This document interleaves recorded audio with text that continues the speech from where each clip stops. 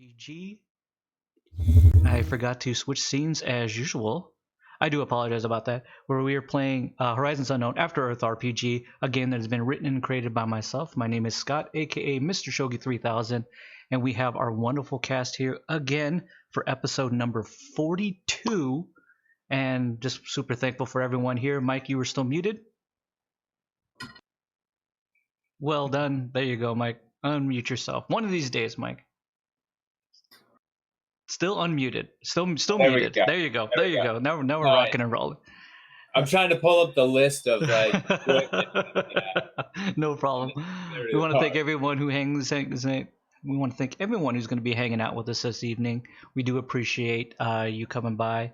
Again, number 42. We are moving and trucking down season 4 here. Really excited about what's going to happen tonight.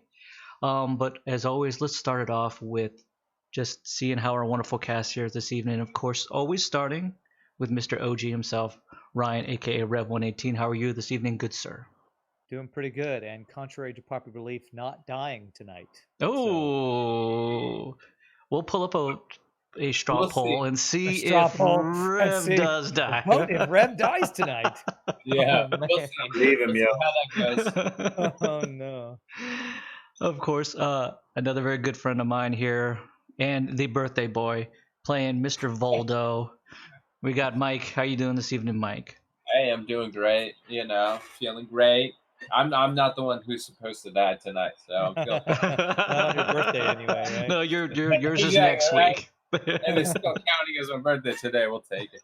It's a quarantine birthday, so not much got done. Sure, fair Well, enough, yeah. but it's still a So, birthday. We'll celebrate after. This is all. Sounds like a plan. Of course, another very good friend of mine and my editor here, Mr. Richard Garrett Keith. How you doing this evening, good sir? Playing Gideon. Doing good. Looking forward to another adventure. Your choice. Does Rev die or does Gideon die tonight? Oh. If you had to make a sacrifice, Richard, would you do it? Would you be the guy to lay down on that mine? Wow. that's Jump a on the tough fence. question. Oh shoot! Jump on the grenade. You'd be the guy to jump on that grenade. Make that call. I don't think so. You That's would why I got my- stab me in the back like Voldo would probably. Twist the knife. Dude, I would just use my transport abilities and throw it at it. Yeah, that's no. Well, you have that. Gideon does not have that at all. Yeah. I do have the bedroll though. He does have the bedroll. Hey, by me, kitty. Throw a bedroll. What you don't know is that bedroll is explosive proof, so Yeah. you will never get blown up ever. And of course, as always, my brother from another mother, aka Shane. I don't know why I said aka because he just is Shane. Dr. Ace Mars, aka Shane. How you doing this evening, good sir? Oh, I'm Ace. I'm Ace all the time. You're aces all the time, dude. That's not what Cam said. Oh, Wow. poor babe, poor thing. I'm gonna start off by rolling for Cam. Yeah, she still hates you. She absolutely believes that you are not dead. You're still out there somewhere, short arming somebody. Let's roll for Danny. Well, you'll find out about Danny soon enough here.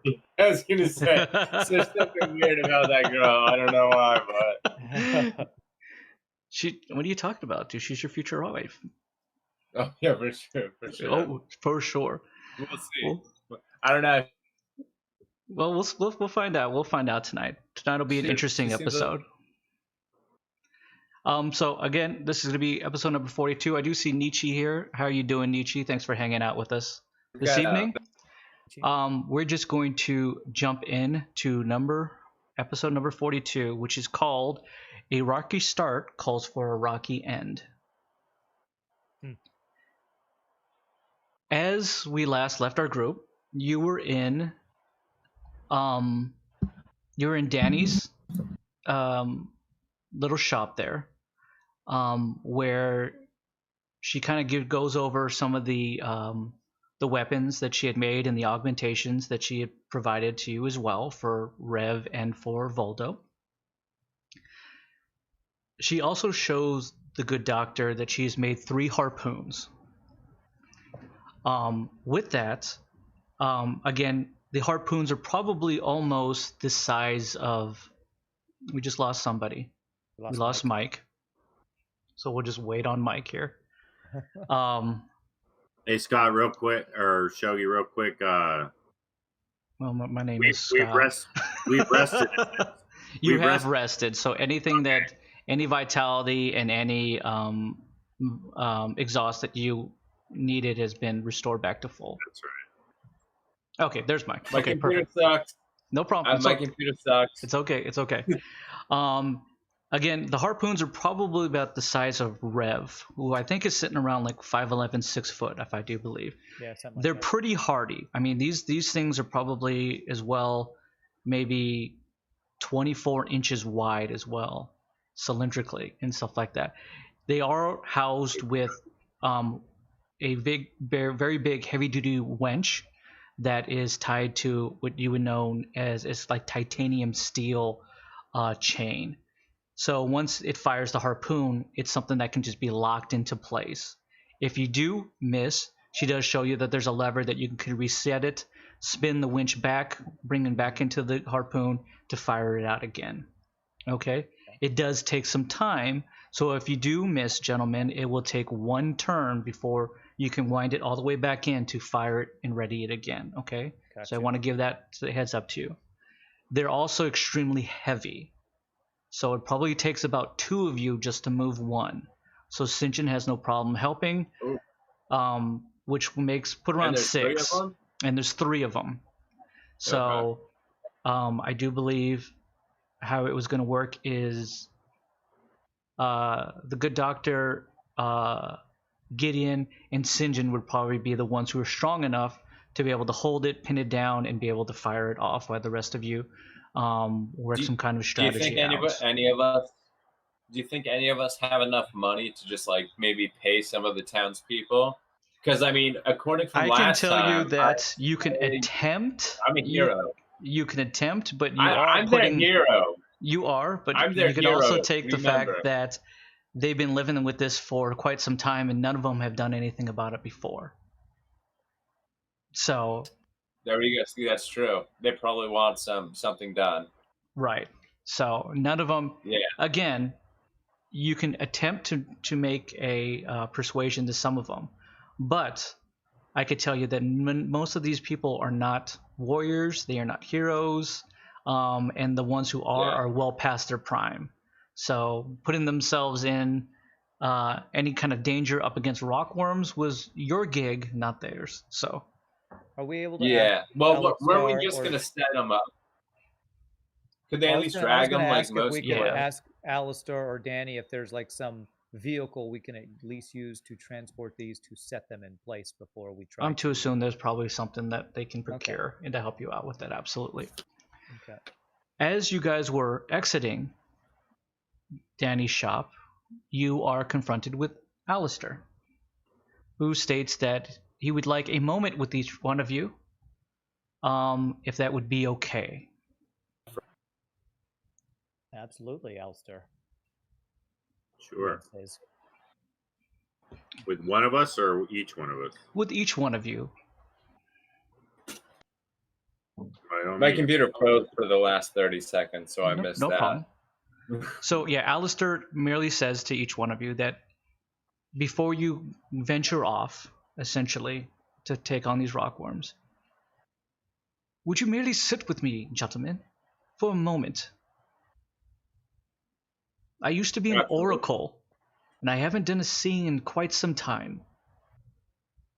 And I would like to peer into your future, your present, and your past to see if there's anything that I can do to help you with. I seem to see that each one of you might be burdened by something. I raised my hand immediately. Voldo, would you like to be the first one to attempt a good old-fashioned seeing? Something as well. Is that in English, Voldo? Because it sounds robotic. Sounds like he is something, but how about you, Rev? Yes, while Voldo is recovering from his night on the town, I will happily attempt to sing with you, Alistar. Wonderful. I do have a little table over here next to that I've set up. I hope you don't mind. It's not the most comfortable of chairs, but my sings usually are pretty quick. But I will peer deep That works. and see if there's anything that I could provide for you, if you don't mind. That would be absolutely amazing for me. Okay, so he's gonna go at Rev first. Okay, sorry. My computer keeps me cutting 10 okay. seconds. No Yeah. worries, no worries. Really With that, frustrating. you gentlemen, you all kind of gather around. And he's willing to do this kind of out in the open. This doesn't need to be something that is too far fetched in regards to any kind of like fanfare or anything like that. But Danny does state that she goes, maybe it'd be best if you guys come inside, be a bit more private in case of anything. Right, Alistair? And Alistair just goes, well, of course, Daddy. That's completely fine. If it's okay with you gentlemen as well. Of course, yes. There's some things in my past that I might not want broadcast to the world. He looks at you and he just goes, understood. Fair enough. And inside you go, and Danny kind of takes one of these side tables and she kind of moves it over and puts it in the middle. And she just kind of has two like little, almost like stumps that she kind of sits down. They're not really like chairs or anything, but they're kind of like some small little stools that each one of you can sit in. Mm-hmm. Alistair sits down across from you, Rev, and he merely looks at you and he goes, I haven't done this in quite some time, so I might be a little rusty. But for now, Rev, please merely close your eyes. Just merely sit, let your mind relax, and wander. Just listen to the sound of my voice as it guides you. Eerily enough, his voice, the moment he says that last syllable, merely drifts off before you. Becomes almost like a whisper. In time, his voice comes back and says, what you see before you is a distant shore. You sit upon a calm sea that you are slowly moving towards. You notice, good sir, that the sun is high in the sky. The weather is cool. You can feel it upon your face. As he speaks more and more, his voice becomes very soft and smoothing to you. Almost as if he's talking, the person who's talking is somebody else at this point. Almost, again, like he's inside your head. Okay. You notice that a small zephyr steals your sails. You feel tremendous peace and clarity. And you see yourself, Rev, once again, as a young man. Maybe 14, 15, maybe even 17. You see yourself unscarred, unaugmented. You see yourself before you became Rev 118. In your mind, Rev, tell us, how do you see yourself? I am young. I am weak. And I am ignorant of the world around me.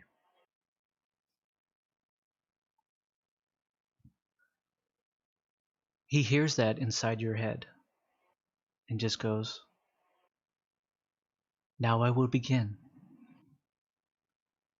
And inside you, and for the gentleman, as you're watching this, you merely see him outstretch his hands and puts two of his fingers and temples onto Rev's head. And he closes his eyes as well as he begins to speak. And we can't hear him speak. Is he saying all this telepathically? Rev hears it in his head. He's actually saying it out loud. but Red is just interpreting it as if this is just being said inside his head. So he almost only hears the voice directly inside his head. But you hear him, he's just merely speaking directly to Rev.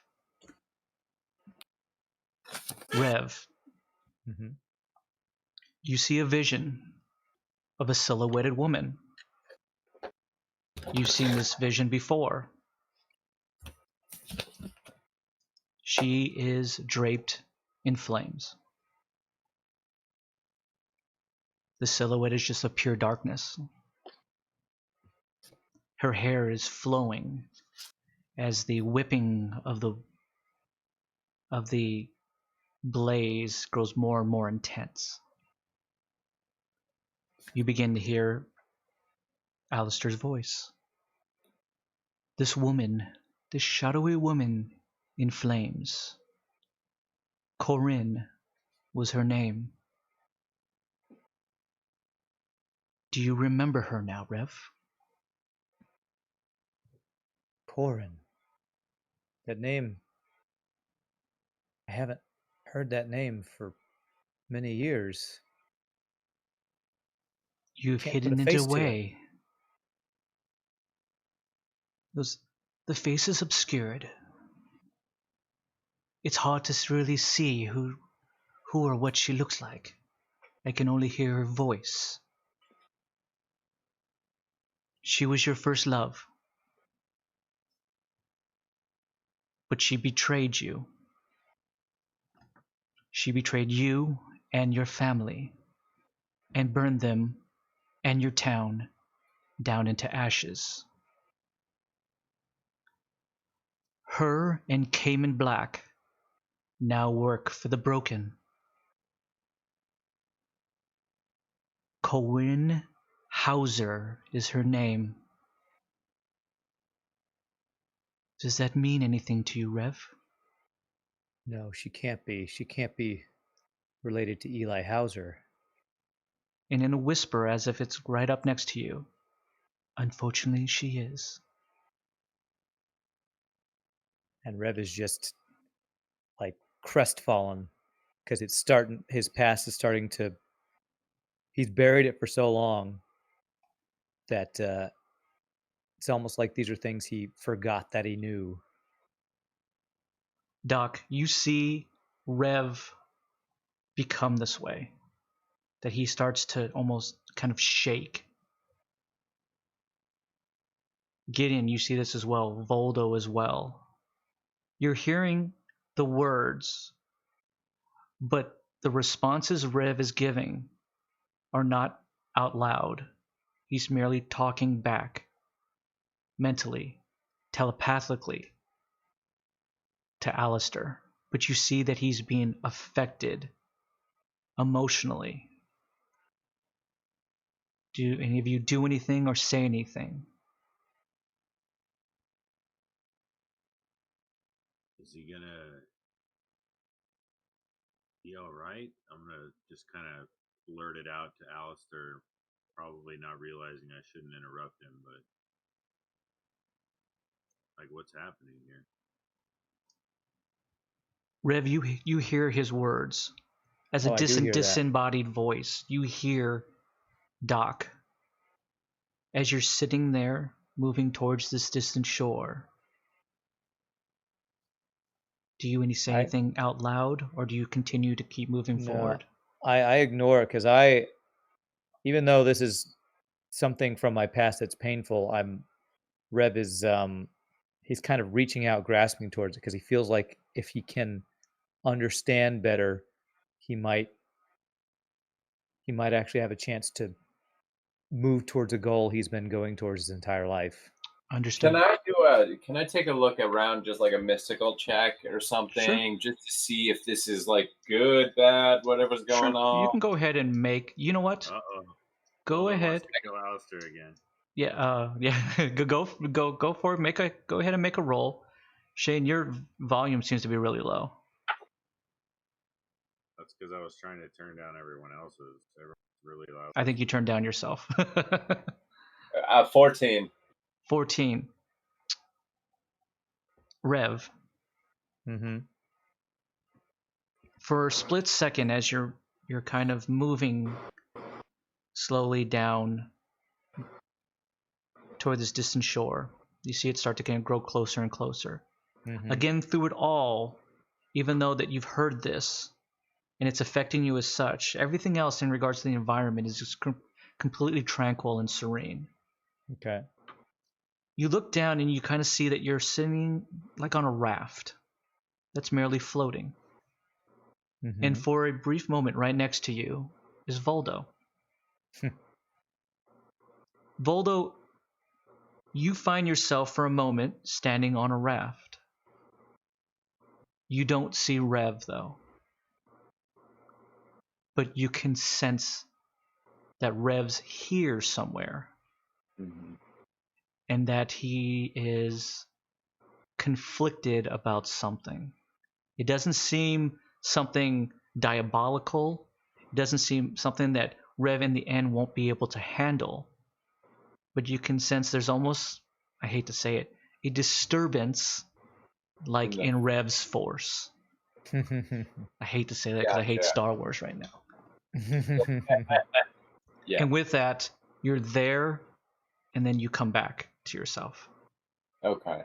And you get a sense of anything that Rev's okay. Yeah. Okay. And that wherever you found yourself is probably where Rev is as well. And there's a sense of peace, at least in that space. Okay. Did I recognize where he was by any No. chance?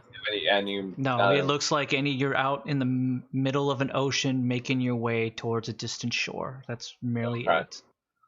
Okay. Okay.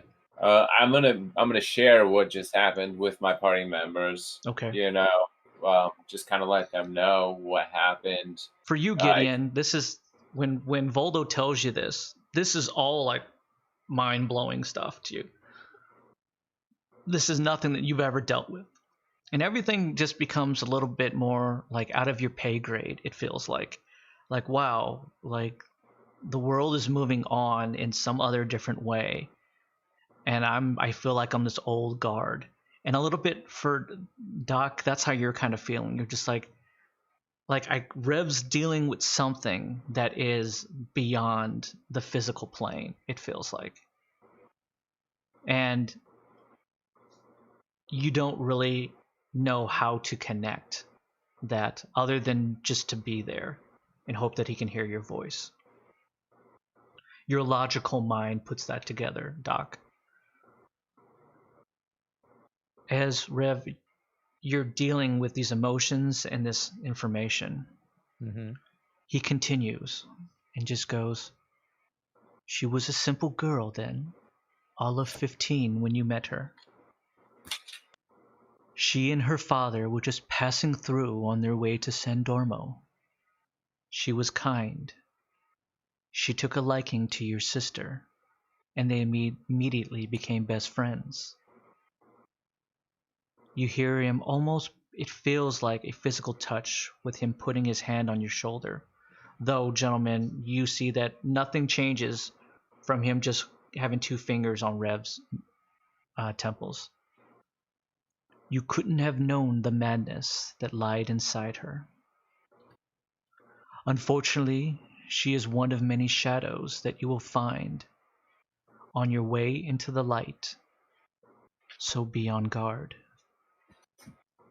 The past is a tricky thing. It can linger longer than most futures. Soon you will face them, and you will know where your path lies, and that your friends are by your side." Does she still remember me or Kelly, my sister? Of course, Rev. She is never forgotten. Ooh. And Rev kind of like, I don't want to say shuts down, but like everything goes in. He's already in his head, but he's like now completely submerged in the past, trying to remember everything that he can about the time before he was Rev, basically. it's still blocked for you. Mm-hmm. Again, your past is shadows. Hmm.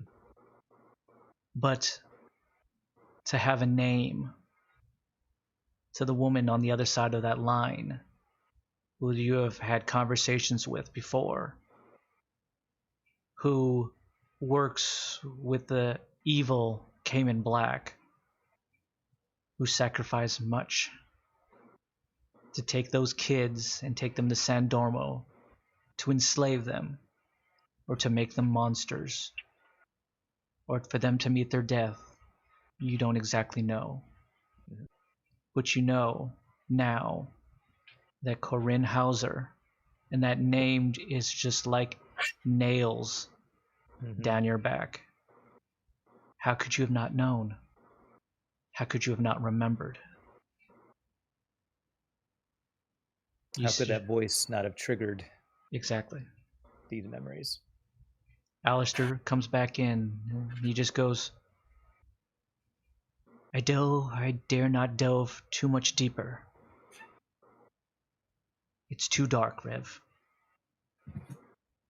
I am sorry for your pain. And with that, you come back. Do I remember everything that I just Absolutely. And Alistair in front of you is just going, that was a good one, Rev, wasn't it? saw? Rev is like, my head is throbbing. Do you know how deeply you can delve, Alistair? He just goes, you should see me when I'm drunk. Yeah. I can go all the way, Oh, good sir. Rev is so confused about how happy Alistair is right now. He just kind of turns around and is like, wants to go be by himself in a corner for a bit. He looks at you and just goes, Gideon, did you see that? A happy customer. You always know how to use your skills, Mr. Crumb. I appreciate it. Thank you so Oh. much, good sir. burn. Who's next? When he hears who's next, Rev goes, tread carefully. And then he just Tread holds his head. carefully. The doctor. Come sit down, good sir. You have the look of a man who's just ready and willing to dive right in. I don't know about that, but sure, why not? That's the word on the town. Your word on the town is you were making your moves on Cam. Oh, that's rich. That is rich. So sit down. I heard he murdered some old lady as well. I mean, I don't know if you heard that yet. It's but... a small town. Rumors fly all the time. Mm-hmm. And you know about the Savior, of course. Of course. You know, I Yes, don't want to bore you absolutely. with details. Yep. I don't want to bore you with detail. I know. I've heard all the wonderful savior stories. I mean, we've all been a savior of Brimlow at some point or another. Of course. But I mean, you know, I'm the most current, so... You're the know. most current, of course. It'll be me tomorrow. Doctor, please sit We'll down. see about that. All right. The moment you sit down, you see the happy, jovial Alistair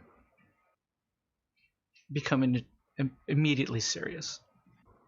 Like the lines in his face can easily be read at this point, and you can see that the age has really found itself upon him. Every time that you probably think that every time that he does one of these things, that it takes a little bit of him to do it every time. You sit down, and he merely looks at you and just goes, Doctor, would you close your eyes for me? Whoa. Now, as each one of you knows, the doctor doesn't exactly have a face. He just has some kind of holographic LED image of what he thinks he looks like if he was human. So those eyes begin to close. And you hear his voice, not inside your head, but just in your ears, and it echoes. And he merely says to you, just follow the sound of my voice, Doctor. Find peace in it, and let it guide you. You found yourself on a lonely island, surrounded by water. You see birds in the sky. You see the moon, and yes, that is right, just one single moon. You are back on Earth. Do you remember it, Doctor? Do you remember the smell of Earth and how it affected you as much as it has?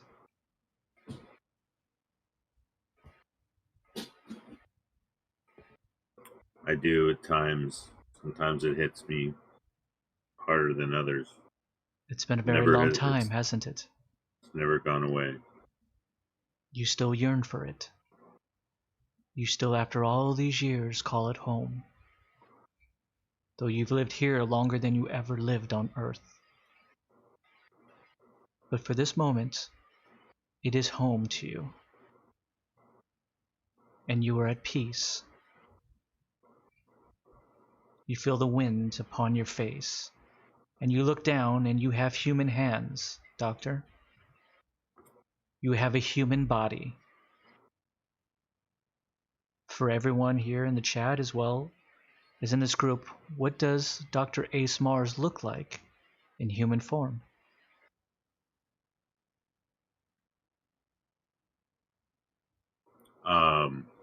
Oh, you're asking me. I'm sorry. Well, fairly well built, well proportioned, right around, I'd say 6'2", and I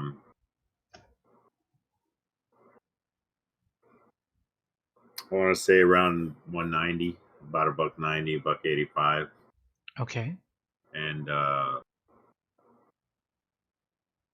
tan with Full head of hair? lighter, full head of hair, yes, and lighter than this. Understood. How young do you see yourself? Oh gosh, I see myself, I'd say early to mid 20s. Okay. As you stand there and you take a look at your human body that you have not seen in which feels like a millennia. And for all you know, it could be a millennia. Since you stopped keeping track of how long and how many years and how many moons you've actually been walking. You hear his voice, and it's soft. You are a wanderer, a seeker of that which you believe you can never find. That's quite a lonely path to walk, Doctor. But you have found friends here. They are friends. You've been walking this planet for too long, but there is a light at the end of the tunnel. Continue to keep journeying forward. But you are haunted by a spirit and a consciousness. You can't let it go. And unfortunately, I hate to tell you, but that spirit and consciousness endures even today of your wife. Yes, your wife, the brilliant bioengineer, still lives.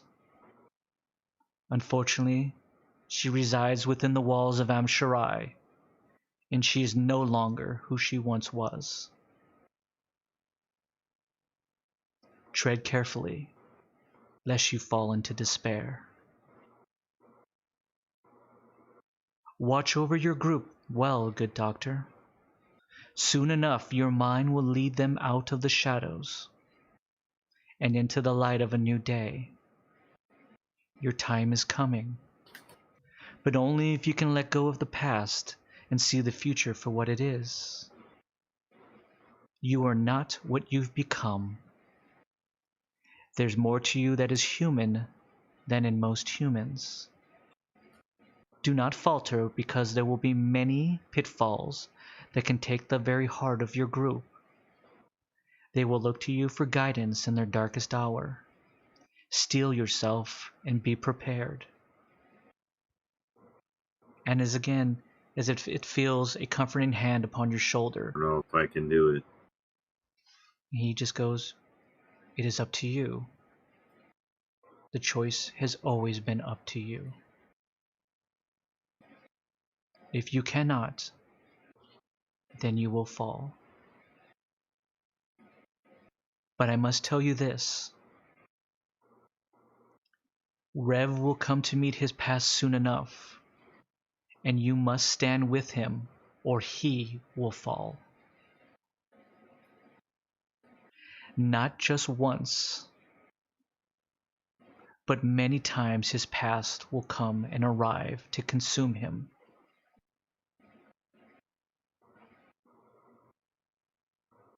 Guide him if you can, and I am How can I sorry help for him? your pain."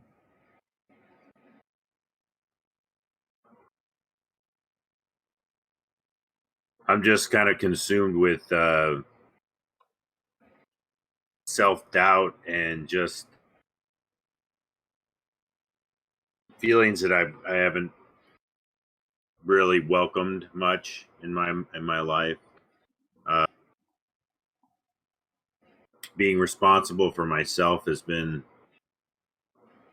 hard enough at times, much less now having people I'm connected to, because whether consciously or not, I've made a concerted effort not to really get too connected with anyone. But I'm kind of stunned because my fears have been realized, and I know that the fact that she's alive probably isn't all that great because of where she is. I can't help but think that maybe there's some hope that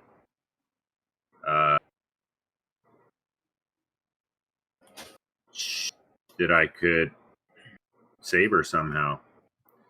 But this thing with Rev just kind of topped it off, and it's disturbing because I don't feel like I know enough, and I feel like I just don't want to. I don't want to fail. I don't want to fail. I don't want to let him fall or anyone else. But at the same time, I'm also like, I'm not. I find myself believing what he said, which is odd as well because I'm Okay. kind of cynical of this kind of thing, and I just want to basically.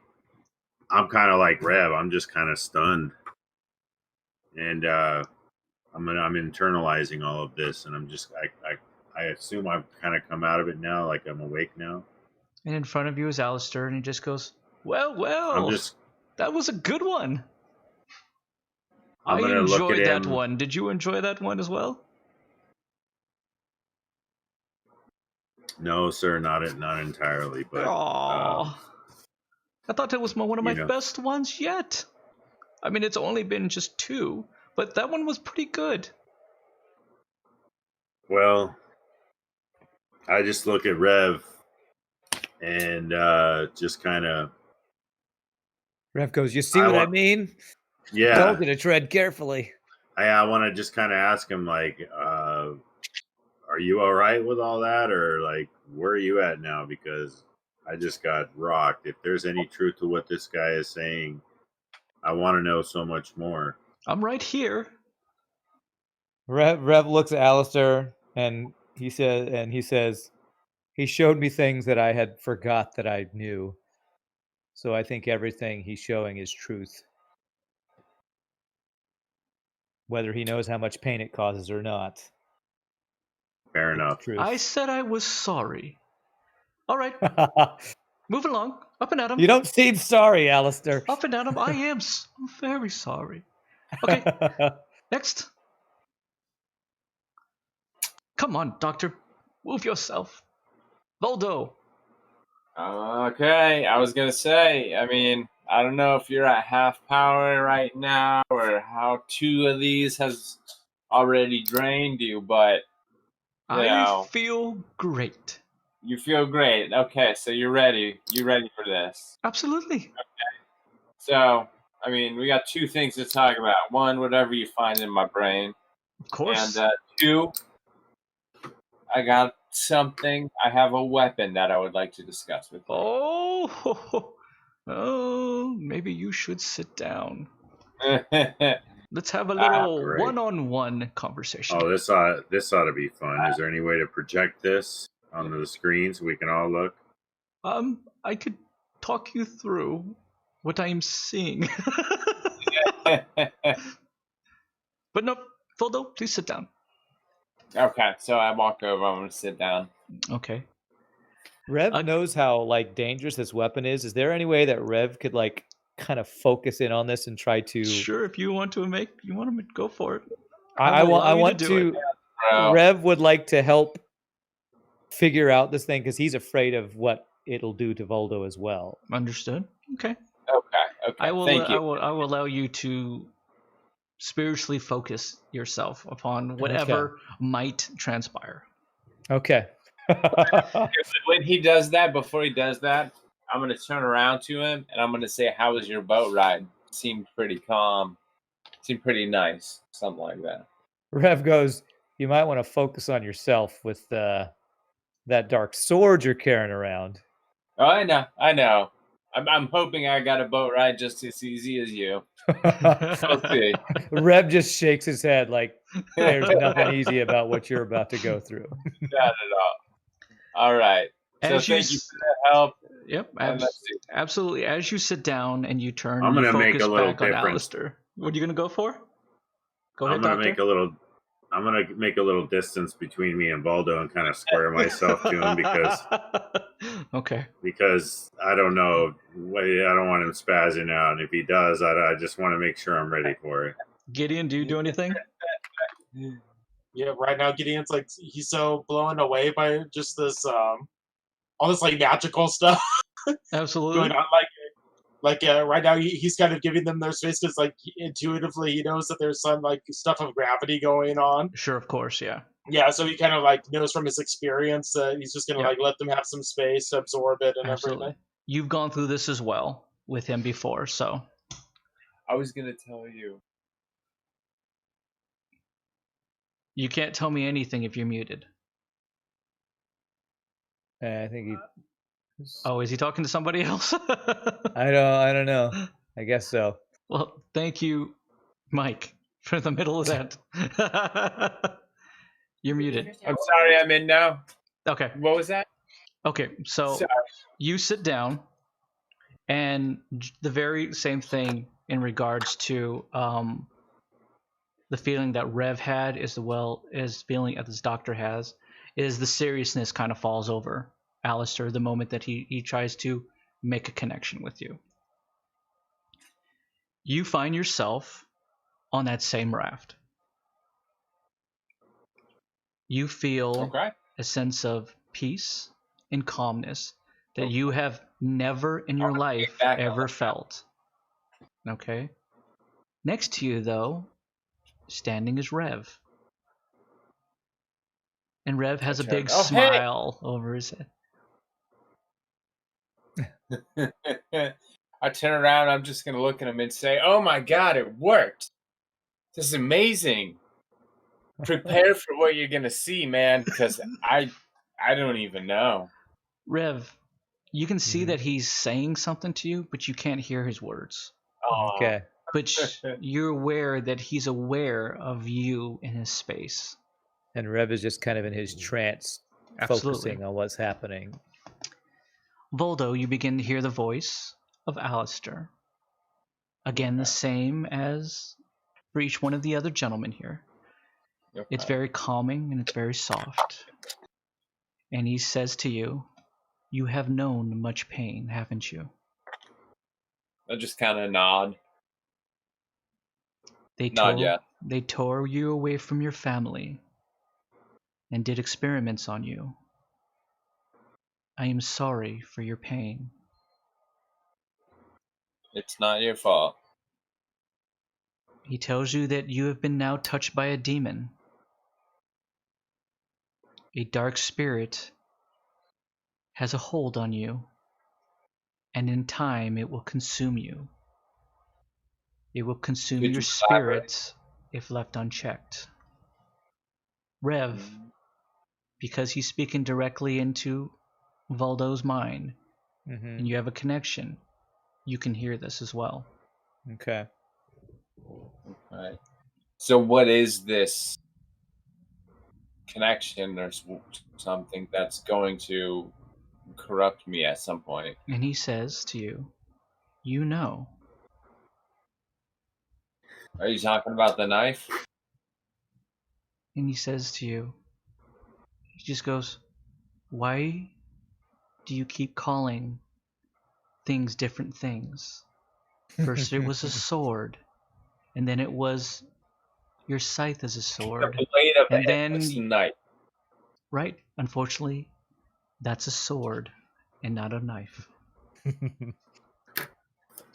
Put a note right here. Sword, big parentheses. And he says, Okay.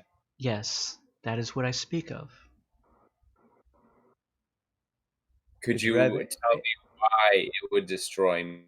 Anything I could do help prevent it from taking over my soul? The blade itself was born from a demon. It houses the So it's soul of a powerful. demon. So You it's wield the power. power of a demon, Okay. and you took Can it Rev without question. I'm hearing good things so far. can Rev ask anything of him while he's connected here? Unfortunately, no. Okay. And he says, you took it without question. I did. And because of that, it has now bound itself to you. You will need to find a way to cleanse the blade as well as cleanse your soul.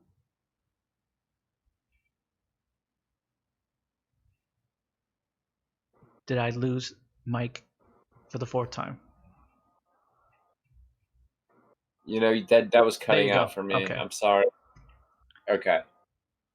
Wait, so what was that? It was cutting out for me. The audio was cutting out. He says that I'm sorry. you will need to cleanse the blade as well as needing to cleanse your soul. Okay, and how do I go about doing that? And he goes, unfortunately, I am merely an oracle. You So will do have you to know- search and find for that. There are great priests within Fenrir Hold, if they would see you. But unfortunately, they are not friendly to your kind. My kind? What do you mean by my kind? Those who are considered sullied. You are a cyborg. To them, you are the work of a demon. Do you know anybody else who might be able to help with this? Kind of any other super magical people? You would have to seek the wisdom of a shaman. A shaman. Okay. Unfortunately, they are Okay, few and so- far between. Yeah. Okay, and that what was the title of the person I'm looking for again? You said it was a A shaman? shaman. That was it. That's right. Sorry, I'm just writing it down. He tells Okay. you, though, that he can at least help fortify your spirit. Okay. Because I can give you some resistance to its influence. Only if you agree to it. But you must live by What kind? this. You must live by this change. And if you stray from it, you will fall into darkness 100-fold. Okay. So what do you mean by follow this? Like what will I be following? What will I be doing? Means you have to change your ways, Voldo. Describe change my ways. What kind of ways will I have to change? The life that you have led up to this point must cease to exist. Okay. You must Okay. save lives instead of just greedily taking lives. Okay. So I got to be reactive instead of proactive, is what you're saying. However you like to be active is up to you. All right. Okay. But you must choose a path that you become a beacon of hope for people. And instead of just going around killing people willy-nilly if they don't give you enough gold. Do not think I was not aware of what was going inside your mind. That was one time. He was trying to rip us off. Yes, I was not trying to rip you off. Oh, no. Now, pressing on to more important things here. Danny. Yes. Yes, I know Danny very well. Are you aware now that she is bound to you? I did not understand that. Describe bound if you could. Easiest way to say it is you are now husband and wife. Oh, really? That. Should probably put some signs up letting people know. So how does this marriage work exactly with me being gone all the time?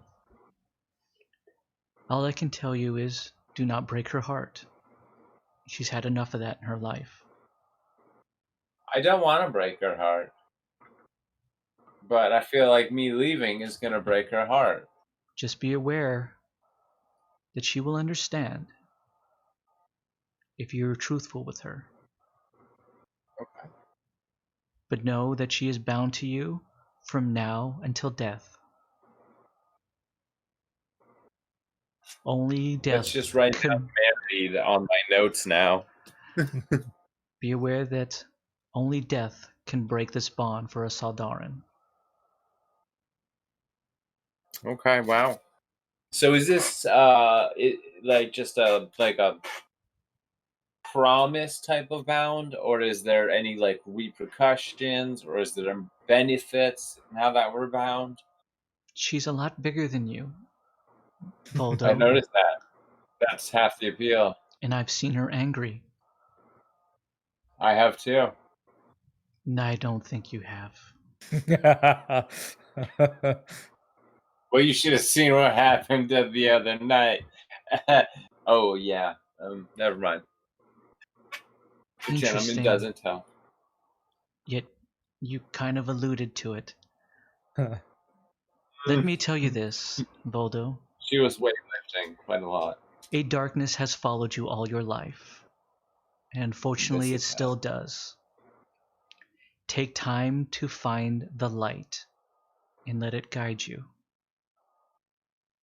You might be a soul of death, but that doesn't mean you can't change those stars and fight for those who cannot fight for themselves. This must be the path that you now walk. Unfortunately, Okay. Danny will die in time. Unless you continue to do this. She will fall and you will fall if you break this bond.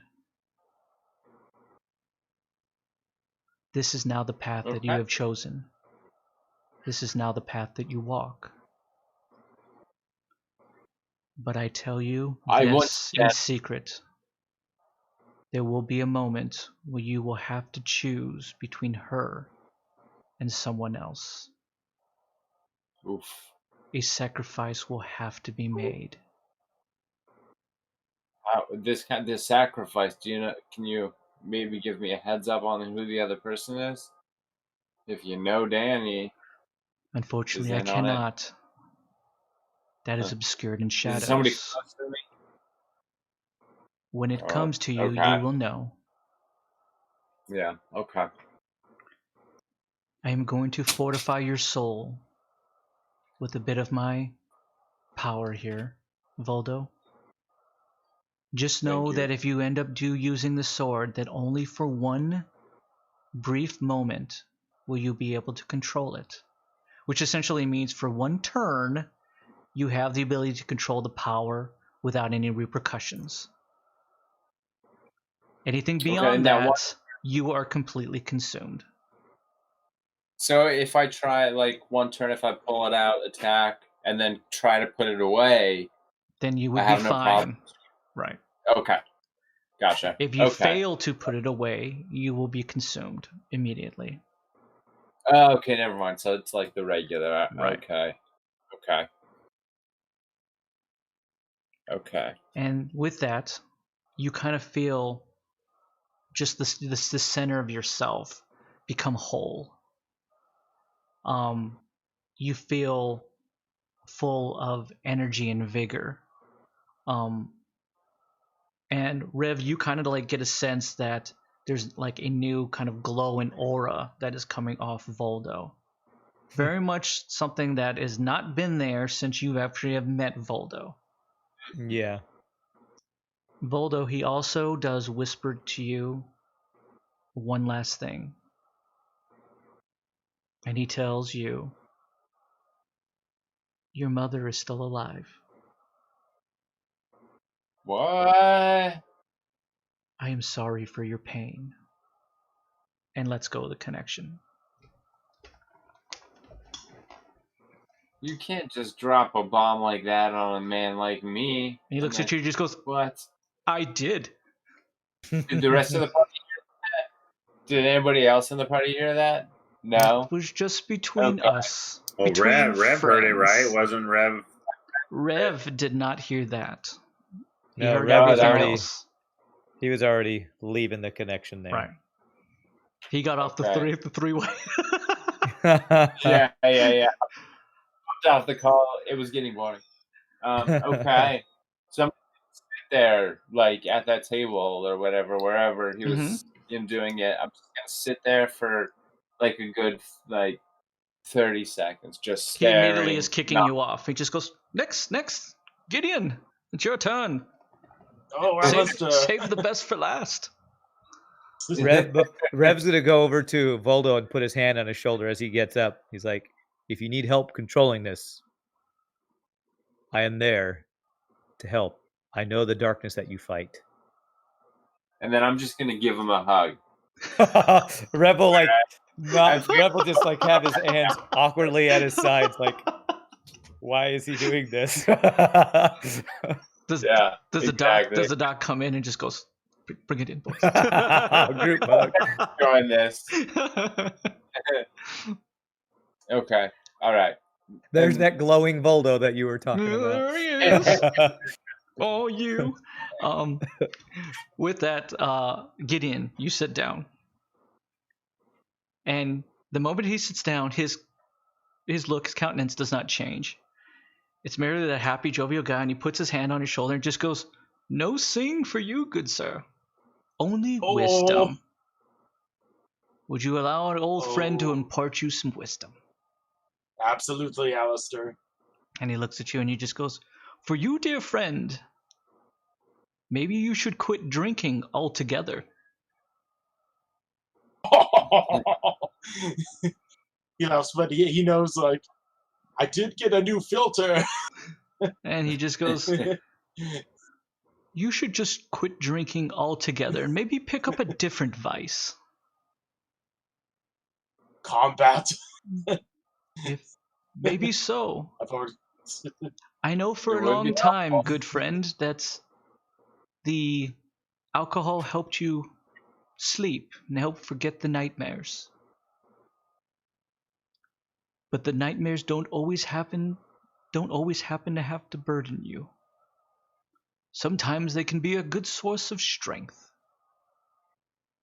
To make sure the mistakes of the past are not replayed. This group has a destiny. Guide them with your resolve. I feel, good friend, that there's more than just one darkness on the horizon. How unfortunately that this is merely the only beginning, and until your death, you will find yourself always at the forefront of this, to stave it off. Jupiter would have been proud to know that you're still kicking. Be wary of the woman of ice, though. She whispers deception and doom for all of us. Voldo knows who I speak of. And now we're as the Whisper Queen. And he leans Thanks. into you and kind of like brings his head to your head and kind of presses it up against to each other. And he just goes, Falcorn is only one of many problems. The How many shadows more are are there? growing, and the times are changing. Be safe, Gideon. Do you have any advice on somewhere that we would be able to? I was talking to Gideon. It was his turn. You Oh, had sorry. your turn, Voldo. Gosh. My gosh, Think ahead. go stand next to Danny. Oh, Danny's here? I definitely go stand next. We're Danny. in I go her right shop. You have issues regarding like short-term memory. My computer was cutting out. I didn't hear that. Okay, I go stand by Danny, and I go put my arm, and I'm just gonna slowly kind of put my arm around her. Fair enough. And with that, Gideon, he just kind of like pats you on your back. Do you say anything back? I say thank you for your counsel, Alistair. You I always will- have it, my friend. Now let's hope Thank that you, you good can friend. not get killed by a rockworm. Oh yes. We have a bet going around to see who will win and who will lose. I bet all my checks on you, Gideon, that you will still be alive. Unfortunately, Rev, most people think you're going to die. What about Cam? What did Cam say?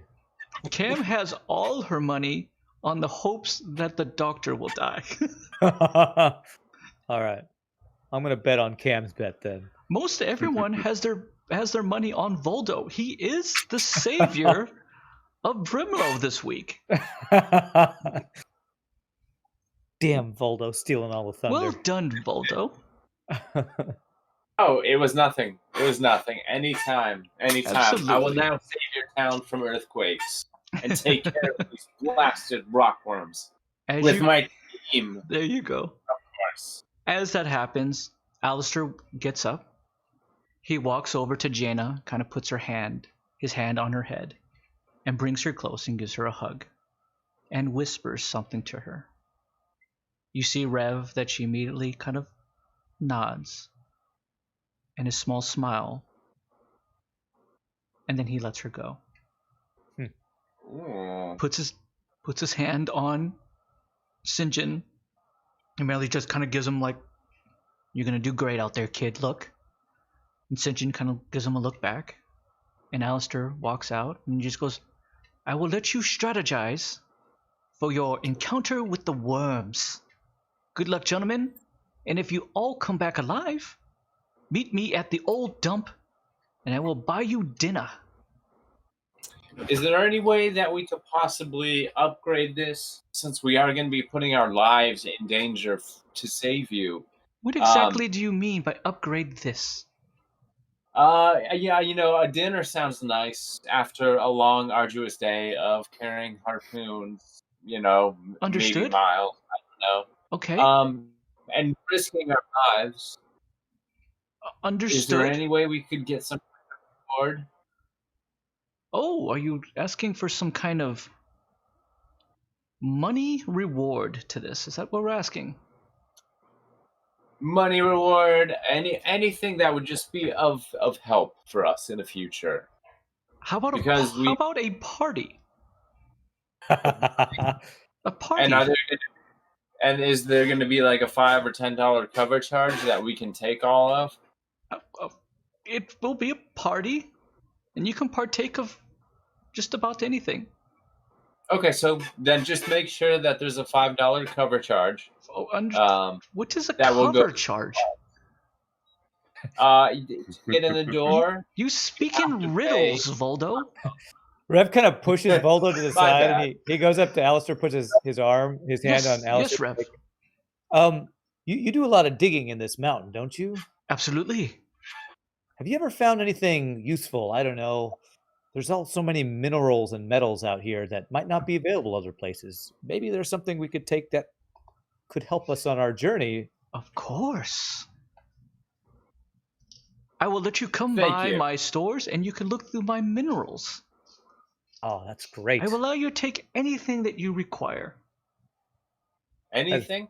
Very generous, Well, Alistair. I have Absolutely. nice minerals and rocks and such, and Gideon has seen them. He doesn't take too much of an interest, but you know, I have some nice gems and such. Okay. Just anything that would help us. Thank you so much. Absolutely, the party will absolutely help you. Of course, Brighten your spirits. And since it's going to be $5 to enter the party, Which is that money $5. goes- Does anyone understand what this man? he calls credits I do. dollars. Is he just- having a Credit- stroke? I'm sorry, 5 checks. 5 checks to enter. Wow. Immediately he brings Rev over and he brings the doctor over and he goes, "Listen, doctor, maybe you should give him a thorough scanning. He speaks in riddles. Oh gosh, I'm afraid Savior of what maybe I'd he find. will be, but I think there's something going on up there." Yeah, that's a nut I don't want to crack, to be quite honest. Understood. All right, well, gentlemen, I leave I have a you question. and definitely hope. Oh, another question. Well, I want to know where these worms have attacked, and I want to know if there is any. Are there any holes that they've come out of that have not been filled in? Yes. Do you know of any patterns to their attacks? Have they ever fully come out of the ground, or have Absolutely. they just? They have emerged out of the large chasm that is just beyond our borders. Is that the only place they seem to come out of? That's the only place that I've ever seen them come out of. You've lived here quite a while. I have. So they actually crawl out and they seek out. They don't fully crawl out anymore. They only emerge from their crevice if there's any of those that are above causing them any trouble or vibration or commotion. They're always hungry.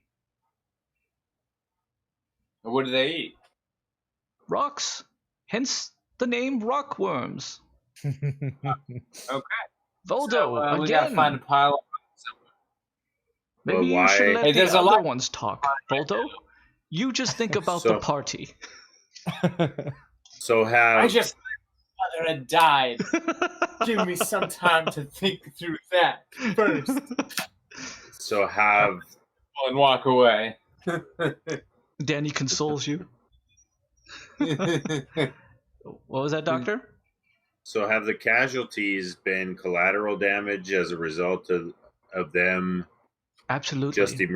just emerging and wondering what the hell the source of the commotion is, or Absolutely. It sounds to we me used like- to have civilizations and other outposts out there, but they have long been since destroyed.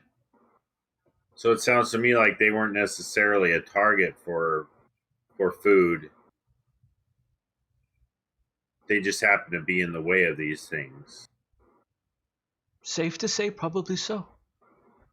And with You don't that, have any another vibration seems to rumble the whole town. Well, He goes, "Oh, there they are again." so it seems like these creatures aren't the only ones that like to mine a little bit and find some good stuff under the ground. Probably so. But they are a lot bigger than me. So, do you have any clue as to any type of rock, if you will. I still can't wrap my head around these things eating rocks, or how they get any sustenance or nutrients.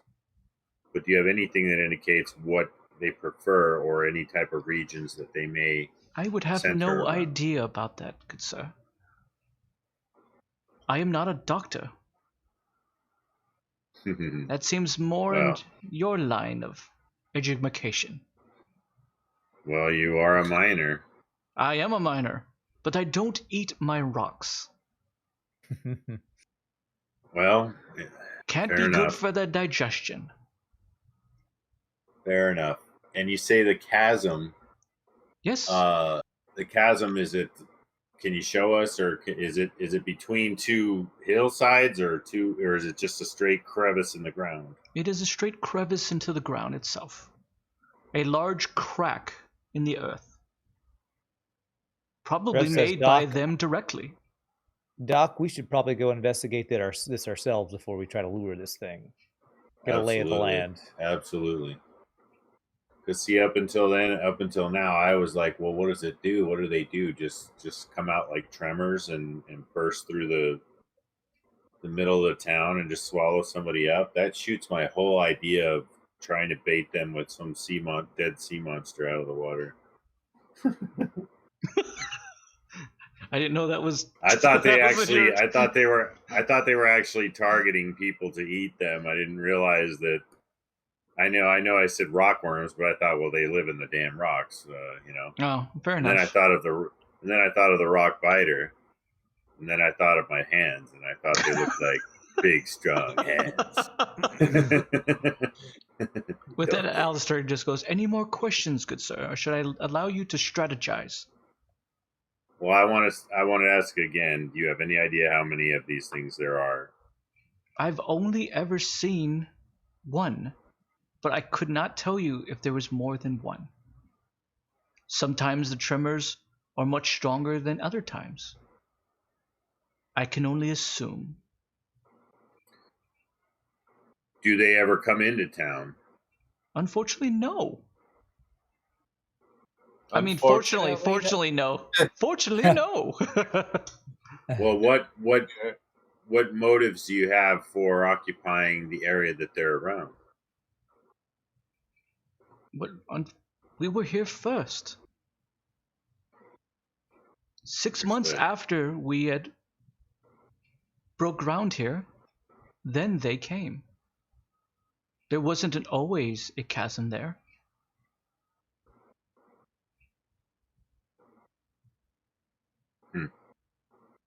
All right.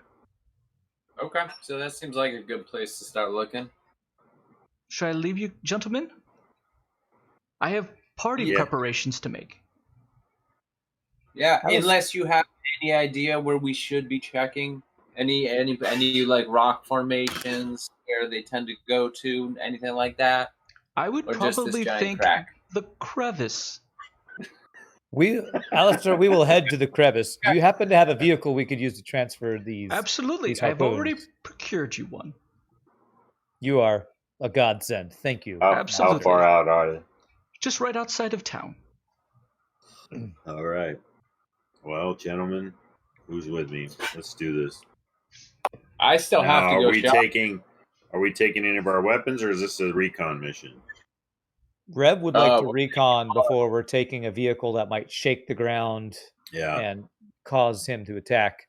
I think we should go scope out, see where we want to place our harpoons before we go making a lot of noise out there. Oh, okay. I still got to go shopping, guys. So there's going to be maybe some 10 minutes where I just got to run around town real quick and go shopping. I was busy beating up the guy who tricked an old lady into just swindling an old lady, just stealing and then smacking her around. You know, I was busy yesterday, so I need to finish my shopping today. How about the doc and I, and maybe Gideon, if he likes, go check it out while you're shopping? That way we can sidekick Hey, back and message sounds you if we need you to get anything. Yeah, let's Sounds do that. Sounds good. I don't have too many checks, so you know. Rev can Transfer over. You have more. You have more than Gideon. Yeah, you have more than 17. Gideon's living on the good deeds of Rev. Rev's like, If we need- I got a little I can borrow you, but only if we need something. Only can we send it over the Sidekick? Yeah, you can Sidekick, absolutely yeah. transfer it. Absolutely. Okay. So yeah, if you do find something you want, let me know. Transfer the money to me. Yeah, and because we'll see if I have enough. Sounds good. All right, you guys enjoy yourselves out there. So Keep me posted. for Rev, Gideon, and the Doc, you guys going to do a scouting mission first? Is that what you're going to do? Yes. Are you going with him, If Gideon? that's Yeah. if Doc and Gideon are up for it, yeah. Okay, are you up for a doctor? Yeah. Okay. As they're gonna go ahead and do that, Voldo, go ahead and just look through the list and to see if there's anything that you want to procure. And we'll see if we can make it happen. Gentlemen, Okay. for those who are going out on the scouting mission, are you just going out on foot? Yeah, I'd like to keep us off of any heavy machinery while we're going to scout this thing out. Is it close enough to the town where we can walk there without it taking all day? Sure, absolutely. Okay. It's probably, I'd say, maybe 400 to 500 yards away. Oh, yes. Then let's absolutely go on foot. Okay. Just beyond the protective shield in the Brimlow, when you emerge back out into the exposed world, you do see in front of you a large open field that seems to have large limestone rock coverings over this large cliffside that you've kind of found yourself on. You can feel the gentle breeze coming from the ocean. It's another relatively cool day here in Lumina. The information you get from Alistair leads you out onto these large limestone rock covering formations there, where you can see in the distance that there is forming, or at least coming on the horizon, a very, very large chasm or a crevice. I would like each one of you to roll whatever you want to roll in regards to if you're trying to stealth it or if you're just trying to be light of foot, whatever it is. If it's athletics or stealth, please go ahead and roll. Yeah, I'm going to do athletics to try to walk softly. 11 for me. Okay. 17. Doctor and Gideon? I got a 18. Okay. So Gideon and the doctor are moving almost with like no sound, which immediately just rubs you the wrong way, Rev, because this heavy set guy who's in a giant suit of armor. Who's in his giant, even though it's sleek suit of armor, mech armor, is not making any sound as he's kind of plopping on top of these rock things. And every time that you make a step, you catch a few like broken pieces of rock that you kick, that you kind of slip off a little bit and just make just enough sound that just kind of really sets you off, and you're just like, ugh, like why can't I step more softly? I can't focus after that seeing that damn Alistair. But it's enough to kind of get you to where you're at. You do slow your pace a little bit, obviously to compensate for some of that, which allows the doctor and Gideon to reach a very, very large chasm. The chasm itself is within the limestone rock surface, and you get the sense, Doctor, that it's probably about 70 feet long and approximately 25 feet so wide. It's hard to really ascertain, though, how deep it goes. As you stand there, essentially upon this edge, looking down into the large chasm below, the ground rumbles again, yet more intensely, as you seem to now be at ground zero. I need each one of you to roll athletics.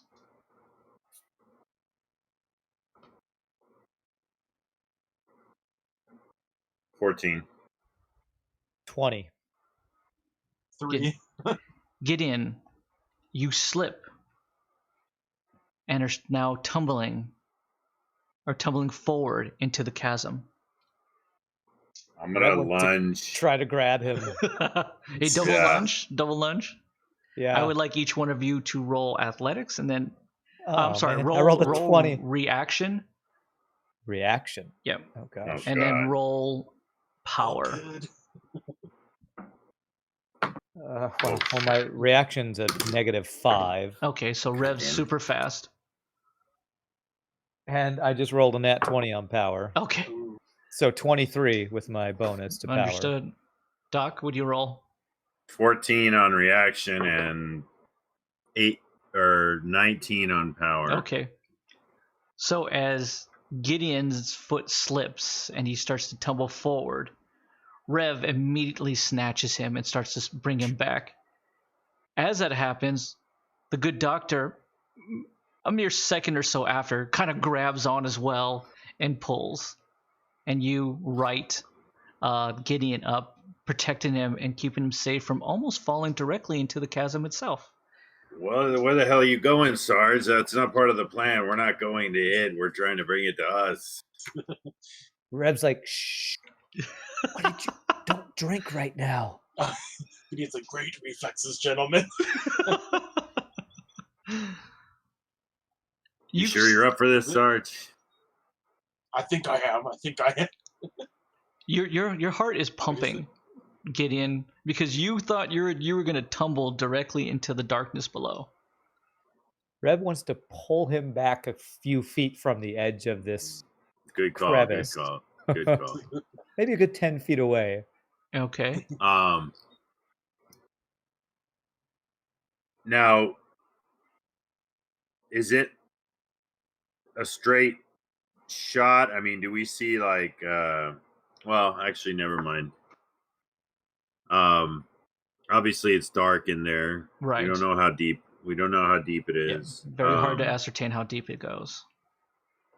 Can we turn around from this ledge and kind of get a lay of if there's any high ground or good vantage points that we could set up our harpoons from here? Rev, you take a range. look. It absolutely, you can see there's some jutting kind of limestone rock faces that allow you to maybe get the high ground a Okay. little bit. Now, they're not like 15 feet up or anything like that, Mhm. but you sense that maybe some of them are good 8-9 feet up, and they seem to be maybe some good anchoring points at least. Okay. Is it at all possible to use my GPS on my sidekick to kind of mark locations, like one off to one side and one off to another side, and put Absolutely. like these are good high point? Okay, so I want Absolutely. to mark those on my GPS on my sidekick. Okay. Anything else, gentlemen?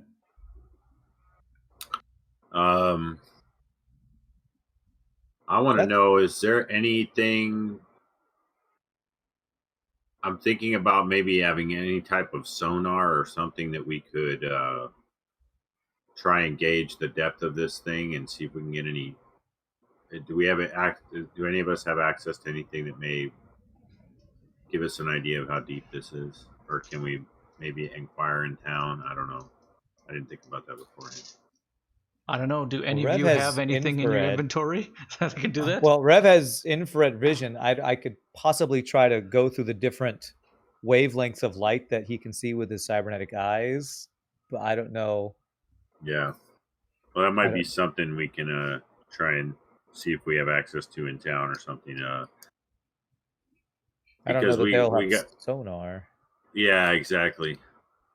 Well, I just want to kind of ask Rev, like, what are you thinking here? Are you thinking that these harpoons are our only shot, or are you thinking grenades? You thinking maybe trying to bury this hole? Are you thinking about maybe a shite load of freaking napalm type shit to just Well, try I and was burn them out? thinking if we get this thing somehow lured out, hit it with the harpoons to keep it in place. Like if we anchor our harpoons, if we anchored in place, possibly any grenades we got, we could either have them preset here or chuck him when we hold him in place so he can't dodge, get out of the way. Other than that, the only other thing I can think of is trying to, cave in this hole, but I'm guessing he'd just burrow a new one if we did that. Yeah. Yeah, I was thinking explosives inside this thing's mouth, depending on how big the mouth is. Well, is it safe to say that when we look into the chasm that we see nothing but more limestone? Relatively much, yeah. Can we kind of scope on the horizon or around to maybe walk a few yards to see if there are any more chasms around, any more possible entry points or Sure. exit points? You can go ahead and each take a look. Everyone roll investigation.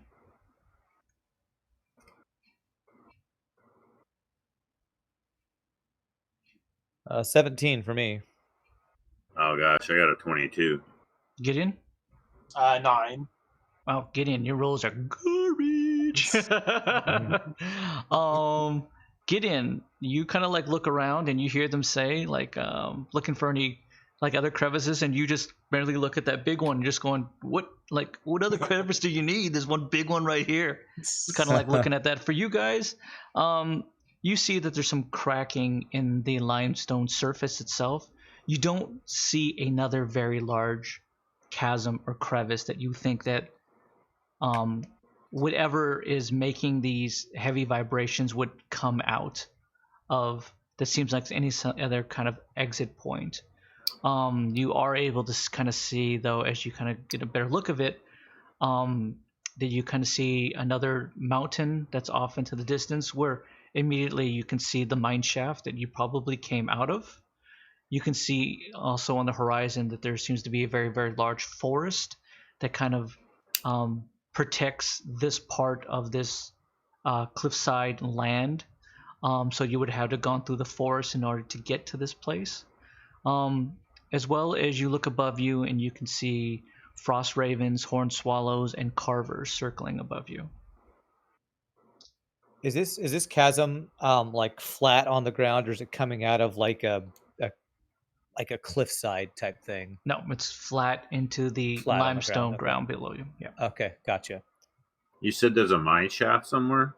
Yep, the same mine shaft that you guys emerged from, and where you Oh, found gotcha. Alistair. Yeah. Yep. Ooh, okay. Well, yeah, Rev turns to Doc and says, I almost think we should set up one harpoon, like kind of triangulate around this hole, so that when it comes out, we're coming at 3 different directions. So if 1 or 2 miss, we can hopefully at least hit it with one of them. That's my thought on trying to immobilize this thing, which then might allow us to see if we can do any damage to it. What if we rigged the third harpoon with some sort of explosive and tried to shoot that straight down his throat? I'm down with that. We need whoever's the best shot to be manning that harpoon.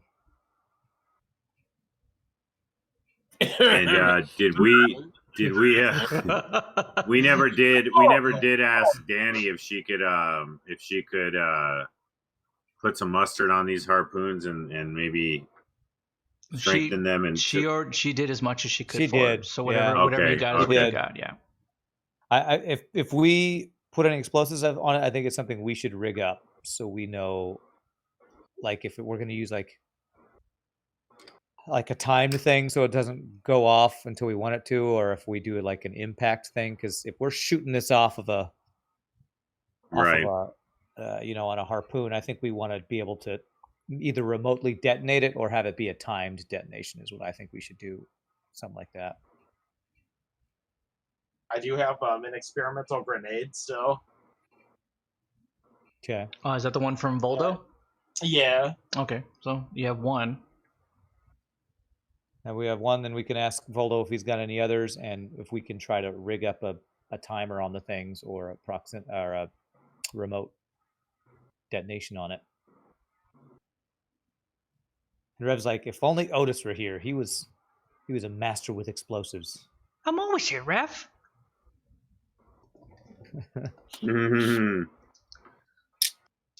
And we were Sure. limited on our ability to get weapons in town, right? Yes. So, did they ever actually like send me a message over the thing? No, they're merely Okay. just Not yet. talking to. If there's Just making anything sure. that you want to buy, just go ahead and tell me. Oh, is it? Well, I'm not done yet. I still got a little bit more.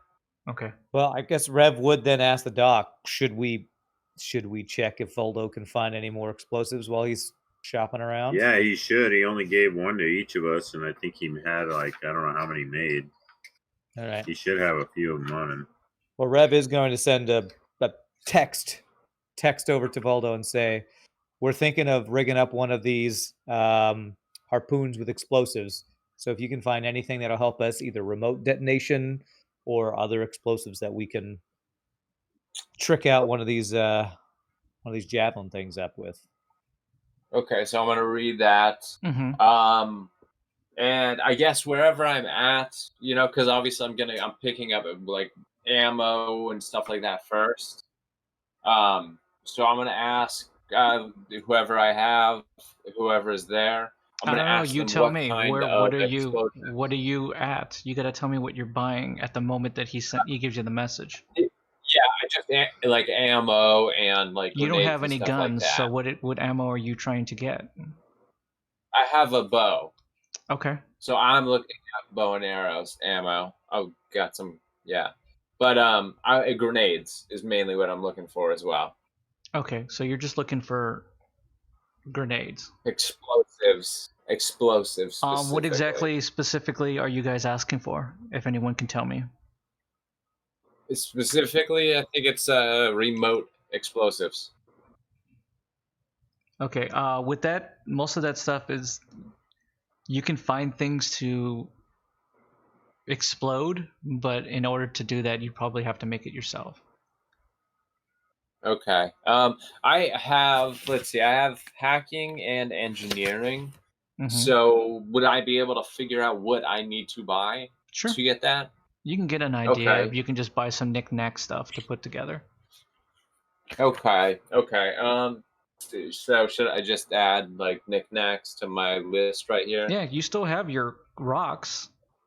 Well, we know that they store. I bought for Jaina. She had they had some different rounds. Maybe if we tried to get something like some toxic rounds, if we could maybe use the corrosive from that in conjunction with grenades that you already have, maybe we can do something that would eat through the skin of this rockworm or something like that. That Did might be anyone something. ask them if they had any type of explosives at that weapon store? Yeah. I think Mike was trying to. Yeah, okay. So I mean, I do have. I can. That's 5 times 3. Okay. We didn't hear anything you just said. We didn't hear anything you said. I'm texting that. Sorry, I'm texting it over to them. What is it? What information are you texting? He's having sidekick connection issues. Yeah, the Wi-Fi here sucks. The Wi-Fi is horrible. Unable to reach cell towers. You're totally breaking out, Mike. Oh gosh, really? Can you? Yeah. Yeah. Okay. Try it again. Okay, so I'm just trying to let them know over the sidekick. Cryo grenades, toxic grenades, incendiary shock grenades, concussive grenades, as well as Dragon's Breath, which is 5d10 times 3. I can tell you in regards to the Dragon's Breath, there is no Dragon's Breath here. That's stuff that you get in big cities. Yeah. If you mention Dragon's Breath, Rev's going to go, whoa. You know what Dragon's Breath is. So does the doctor. Well, yeah, I think a couple of sticky grenades too, possibly. But we got to see what they want. We got to see what they have. Right. So you tell me what you're trying to procure, and I can tell you if that is something that they have in the small town. Yeah. Okay, While he's working that, you guys can tell me. Okay. Like, imagine. Yeah, we're asking through Voldo. Do you have any sort of explosives at all? Anything in the store at all? I do, but I'm also planning on stocking up. Okay, I was So trying to ask the shop there owner through you. So Oh, yeah. wait, He tells you, I got Voldo, that he doesn't exactly have, per se, your typical explosives, but he was able to find an old box of toxic grenades that he doesn't know even if it works anymore. They're just kind of like almost just sitting there, just gathering dust, rusted over. He has no idea how old they are. Okay. They seem to have come from a big city, but he's never even checked them out. He says he'll be willing to sell them to you, but he can't guarantee anything. Okay, well, if he can't, I'm gonna talk directly to him. I'm gonna say, well, I mean, these are obviously rusted. I don't even know if they work. How much are you even expecting for these? He just goes, give me 10 checks for these remaining 5. 10 checks for 5 that I don't even know if they're gonna work. Yeah. Okay, I guess I'm fine with that. And he looks at you and he just goes, wait a minute. Are you the hero of Brimlow? Well, I mean, I don't like to call myself a hero, but I did kill the man who harassed. You killed him? And he just goes, you know what? You take these 5 as a reward. And he just goes, can I shake your hand? Absolutely, sir. And thank you. Thank you for being you. Thank you for being you. Hey, I just try to help out. That's all I'm doing. Well, we appreciate it here. Thank you so much. Taken free of charge. Pass it forward, sir. Absolutely. All right. Thank you so much. And then does this guy sell anything else? In regards to any kind of like these grenades, you're not going to get much out of them other than maybe a smoke grenade.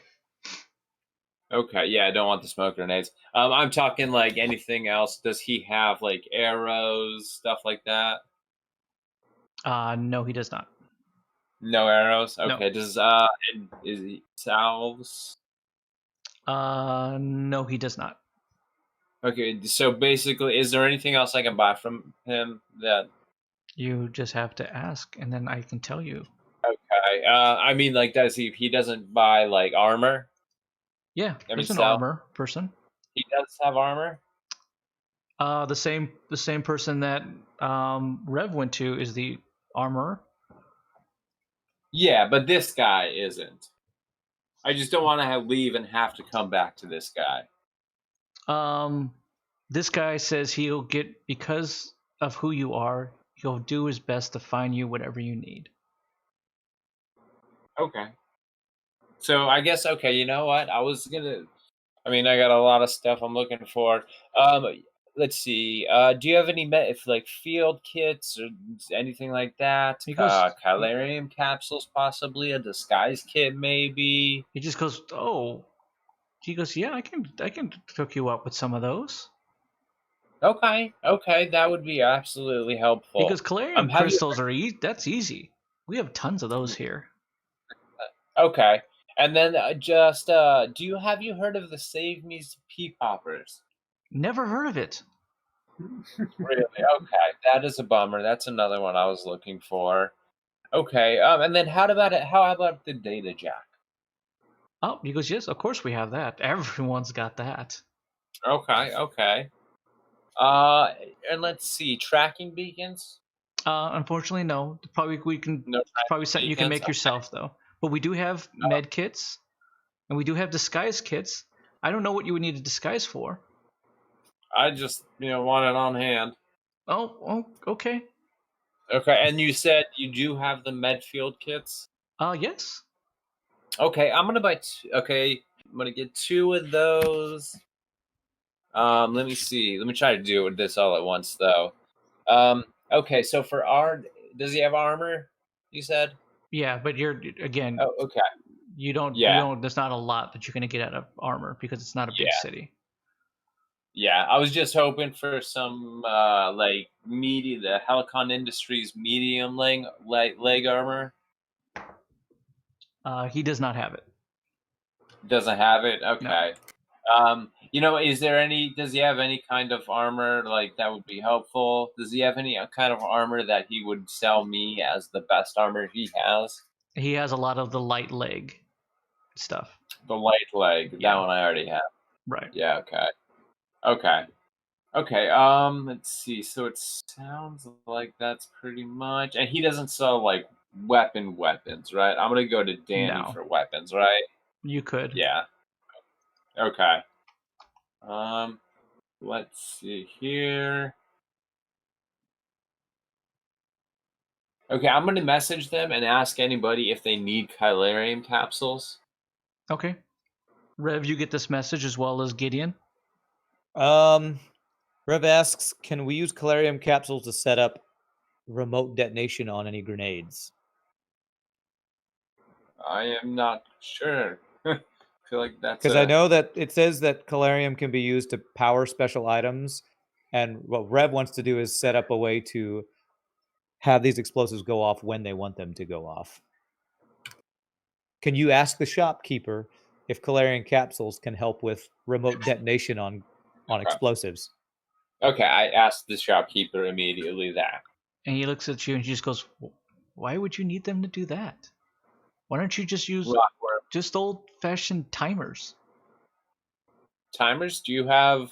How would you be able to teach me how to make... I have old cog and gear timers. I'm to assume a smart gentleman like you would be able to figure out a way to make whatever you're doing go off in the time that you're trying to get it done. Okay.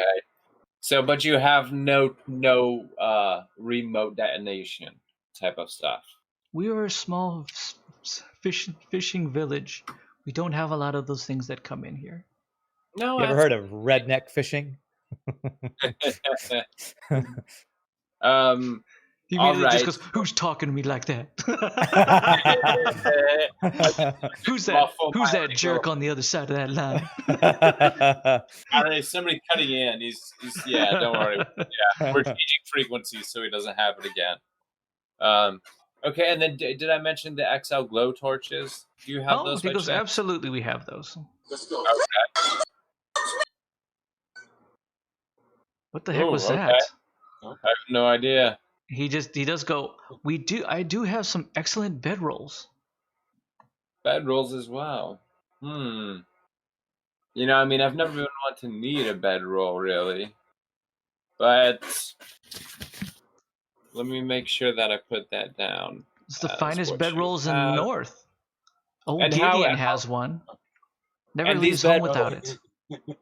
And these bedrolls. And how much would these bedrolls be costing? 2 checks? And just to let you know, sir, I will be buying quite a bit from you. Okay, merely 2 checks. They're the finest bedrolls. Okay. I'm going to trust you, sir. And then just, rations. Sure. Go ahead and just stuff like that you can get. Okay. Okay, and you said, he does have a data jack. Yes, you can have that as well. See, he does have tracking beacons. He's got XL glow torches, disguise kit. Does he have a quiver? Yeah.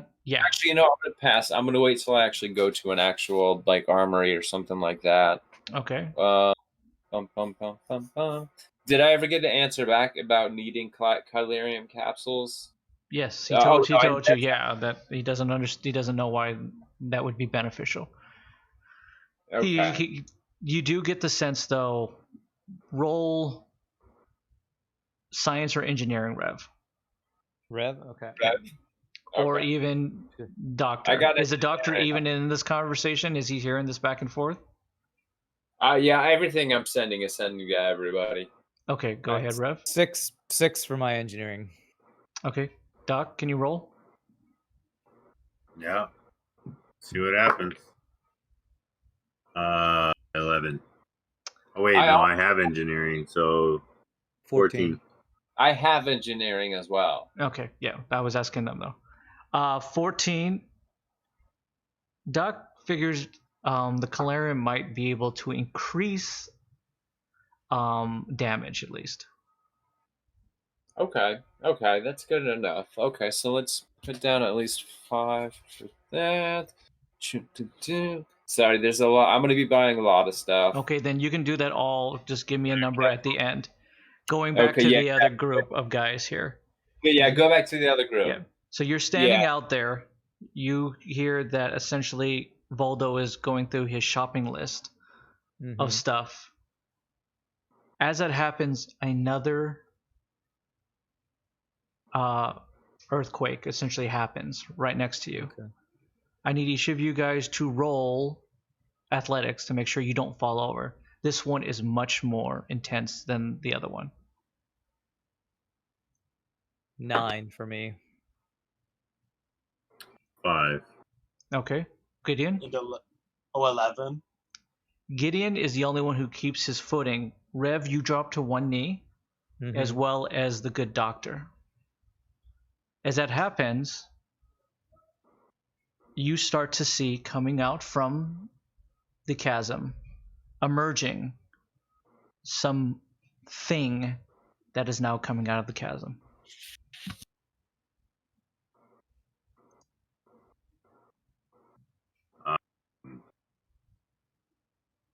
This is getting real. I guess we try and run, right?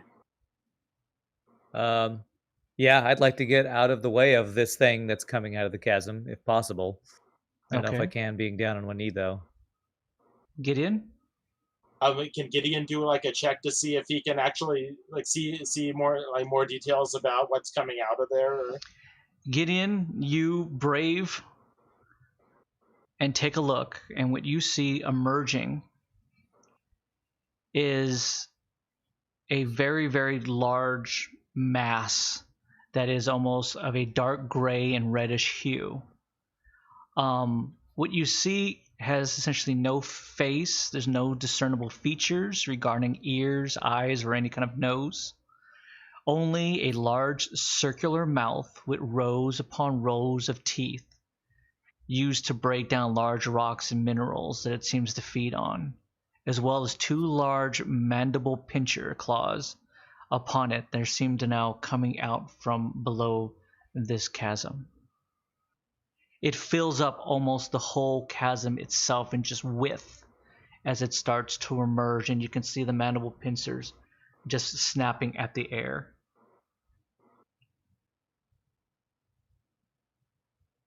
Okay, I'm just gonna tell the 2 guys. I'm gonna say confirmation. There's a rockworm coming out of the chasm. Okay. And Rev figured, and he's trying to run away. Rev, like looking at it, just going, yeah. Yeah. Also, secondarily confirmed. Let's get out of here. Doc's like, thirdly confirmed.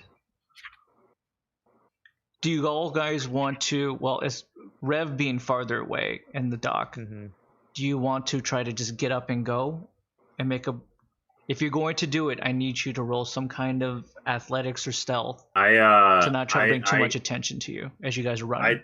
I wanna try and get the guys. I want to tell the guys, look, remember, it's not attracted. It doesn't want to eat us.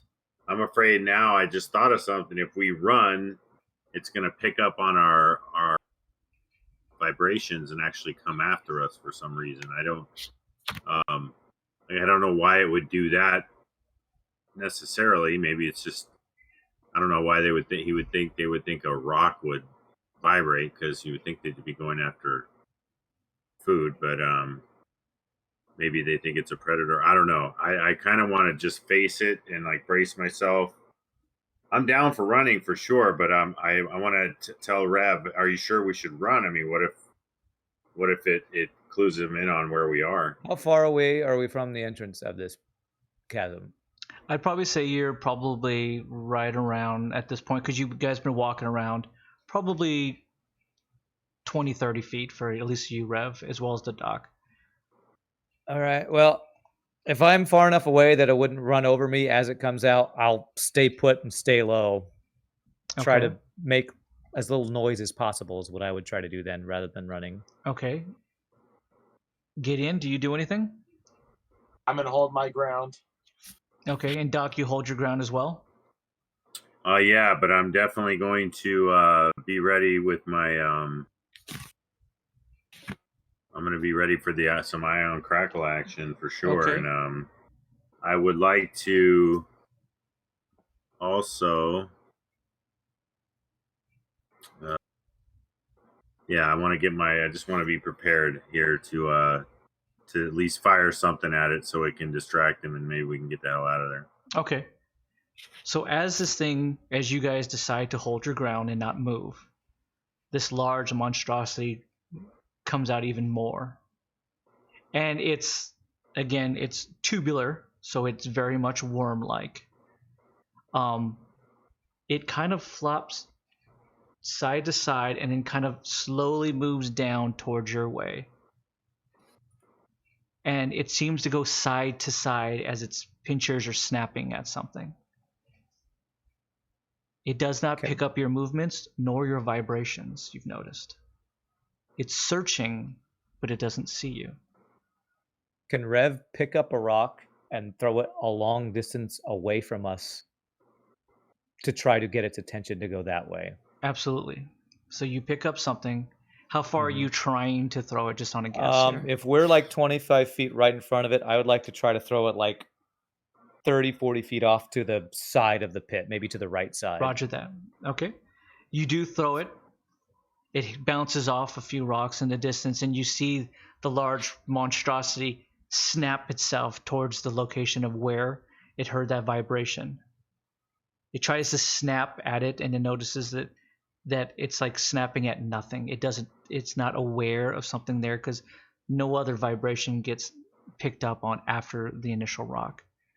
As it happens, it merely snaps itself back down into the chasm, create another violent earthquake and vibrations as it buries itself and digs down, and it seems to carry off underneath the ground. Rev wants to immediately hit record on whatever his eyes just saw with his Sure. cybernetic eyes. to see if I'm he can always under review the that again. impression that Rev's always on record Rev's mode. always recording, yeah. One of these days he's going to go back and just like, what am I going to watch this day? Oh, rockworms. I remember that day. That's right. That's a challenging day. All right. Yeah, you record it all. Okay. And in mere minute or so, you can kind of feel that the vibrations lessen and kind of dissipate into the distance. But you have been face to face with this rockworm. Rev looks over the dock. I think we get back to town and get set up for this thing, because we're gonna need these harpoons to be dead set if we're gonna keep that thing from moving. That thing was moving fast. Absolutely. I'm with you. For you, Gideon, Doc, and Rev, you notice for something extremely large that it moves pretty quick when it went back down. It was like almost instantaneous that it was just ouch. It just dropped back down to the chasm itself and took off. So for as big as it is, it's pretty agile. And we didn't see it like eat any rocks or anything when it came up, No. right? It was just searching for the disturbance. It was searching for the disturbance, whatever it was causing any kind of vibrations. Okay. All right, Doc. I think we go back and try to set up these harpoons and figure out what we're going to bait this thing out with. Yes, absolutely. How did the body look to you? Did it look somewhat armored, or did it look like we can even penetrate? Can we maybe use I can use investigation or something to just get my best idea of. Rev can send the recording to everybody's absolutely sidekick and say, look at it yourself. We can all kind of analyze it and see if we can tell how thick this thing's skin is. Each one of you roll investigation if you would like to take a look at that feed. Go ahead, get in, roll as well. I got a 15. 16 for me. 13. 10. Okay. Voldo, you obviously are sending it to Voldo. Voldo, like your mouth, you're in front of this guy making this deal, and your mouth drops when you see the recording that Rev has just sent you. You're just like it's the idea like, oh, this is a rockworm. Like this is a lot bigger than I initially thought. Yeah. Okay. You, We're you, gonna need more explosives. yeah, it's a Jaws moment. We're gonna need a bigger boat. It's that Yeah, kind of like that kind of Yeah. thing. When you see it, you do see that there are cracks in that skin that maybe are a bit more weak points than some of the others, though. But you can also see that there's a lot of almost rock embedded into its skin itself, probably been just moving it in and out of these rock tunnels as well, that are creating some kind of like rock armor as well. But it's not all over the body that you can see, and maybe there could be some weak points, some spots where you might be able to fire with precision shots. Okay. So like, would armor penetrating tipped arrows go through? Everything that you have in our harpoons cannot be upgraded. She's already upgraded as much as you're going to be able to get out of an harpoon. Just because one of my armor penetrating like tips for my bow and arrow thingy, it's a thing. So I was wondering if those tips. You can always make an attempt. I cannot tell you if it's going to do it or not, because that's rock. That's not armor. Yeah. Rev wants to suggest coating some of the corrosive from these corrosive rounds that we have to coat the harpoons in it right before we fire them, to see if that gives us any more penetrating power. Okay. That can definitely be done. You can coat the harpoons with some of the corrosive salve on it right before you fire it. It would have to be done within a certain amount of time, so it doesn't obviously harden or anything like that, but it can definitely be done. Yeah. So I'm going to send back. Is there anything that you guys need me to pick up? No, you got the timers on the explosives, right? So we're going to. Yeah, they're on my list. Okay. So as I'm guessing that you guys are having this conversation while you're like running back. Yeah, while we're heading back to town. Yeah, for sure. Okay. With that, as you kind of come back into town and you emerge back through that invisible shielding, you see Alistair standing there right next to a motor tracks that has been modified to probably hold the harpoons on it, and all 3 harpoons have already been set upon it for you. Okay. And he just goes, "Gentlemen, with the look on your face, I think you saw them." Yeah, Alistair, you were kidding about the size of those things. They're big mothers. You sure you don't got any explosives hidden around that we can use to help blow this thing sky high? Unfortunately, I'm not much of an explosive man. Understood. Most of these folks, not much either. Not a lot of engineers and such. But what we have, we can help you with. What about fuel? Do you have an excess amount of the only fuel we have is wasteland liquid fuel. And that's only good for drinking. You don't have any type of natural gas or any type of flammable gas supply that we could There's possibly... no natural flammable gases here on this planet. At least none that I know of. Right. No propane or anything like that. What is propane? Is it one of those earthen... Well, let's just say it was inferior to charcoal, but it did the job. What is charcoal? Exactly. Well, man, how close is the chasm to the ocean? On a guess, it probably equal distance, probably 300-400 yards. All right, thanks, man. What are we going to use to you said that the harpoons have like cables on them and they're connected to winches? Correct. Yeah. What exactly are we going to use to stabilize the winches and keep that thing from just taking all of our harpoons with it back underground. Are there anchors on the bottom of these? Yes, they're harpoons that actually we they're can- like we can anchor them? hydraulic anchors that kind of like shoot big, large anchoring points directly into the limestone itself. Oh, okay. And that's good. what we'll do. We'll set Yep. them up in those. I marked the spots on my Yep, sidekick. you that we have can you have set all them up. those marked completely out there, so you know where they're at. Now, is this thing that they're mounted on? Is it motorized?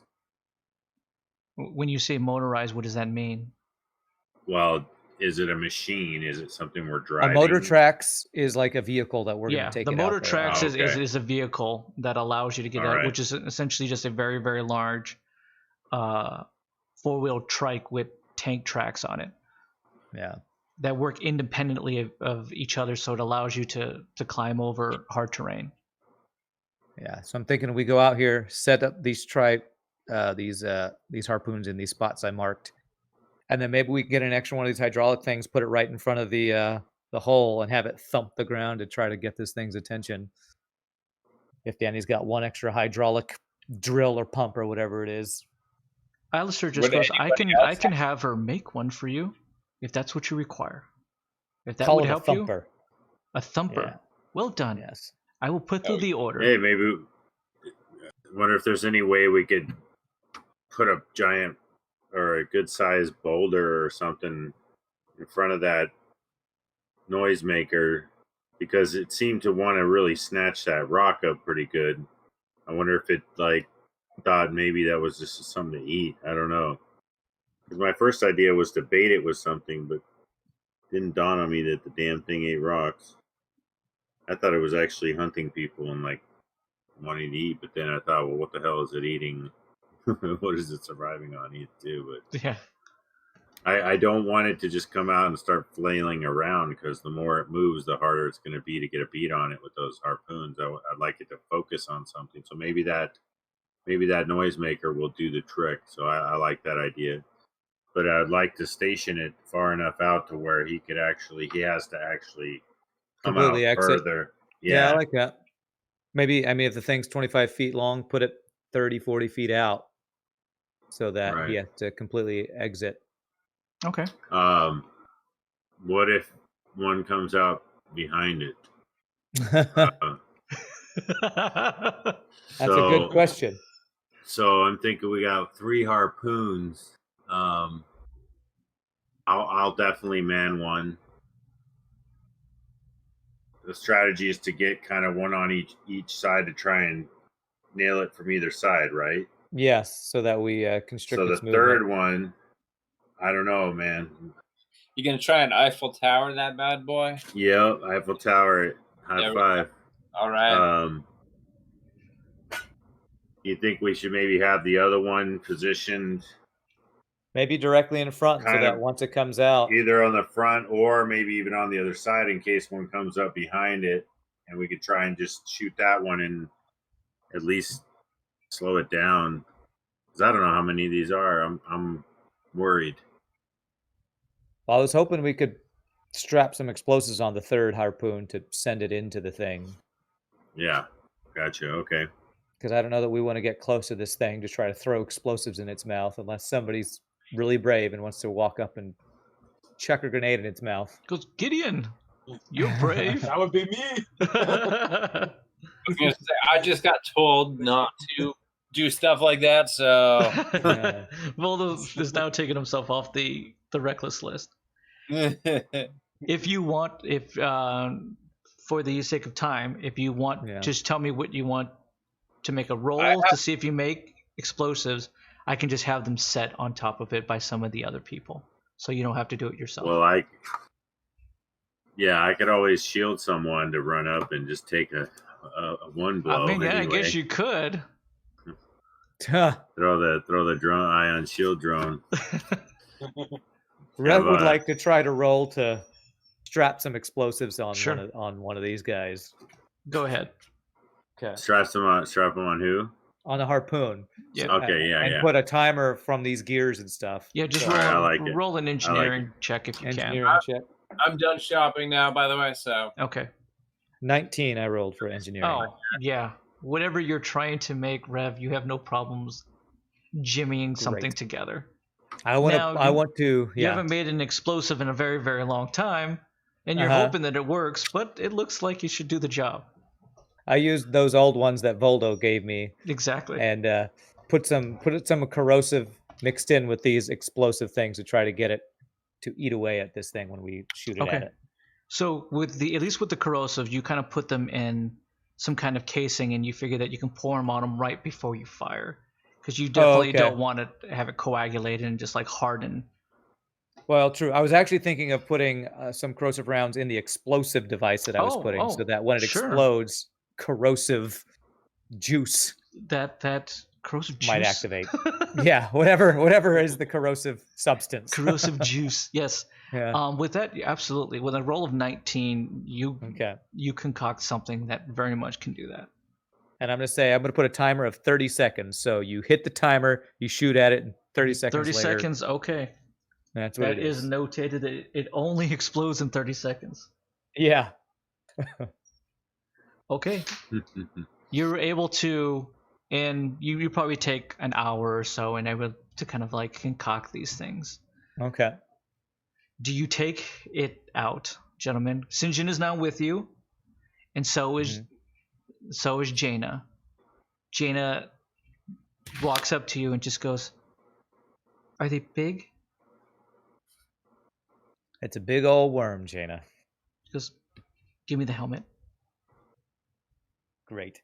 I give her the helmet. And I also give her the sidekick that I made from her old capsule so that she can be in contact with us. And she just goes, "Oh God, okay.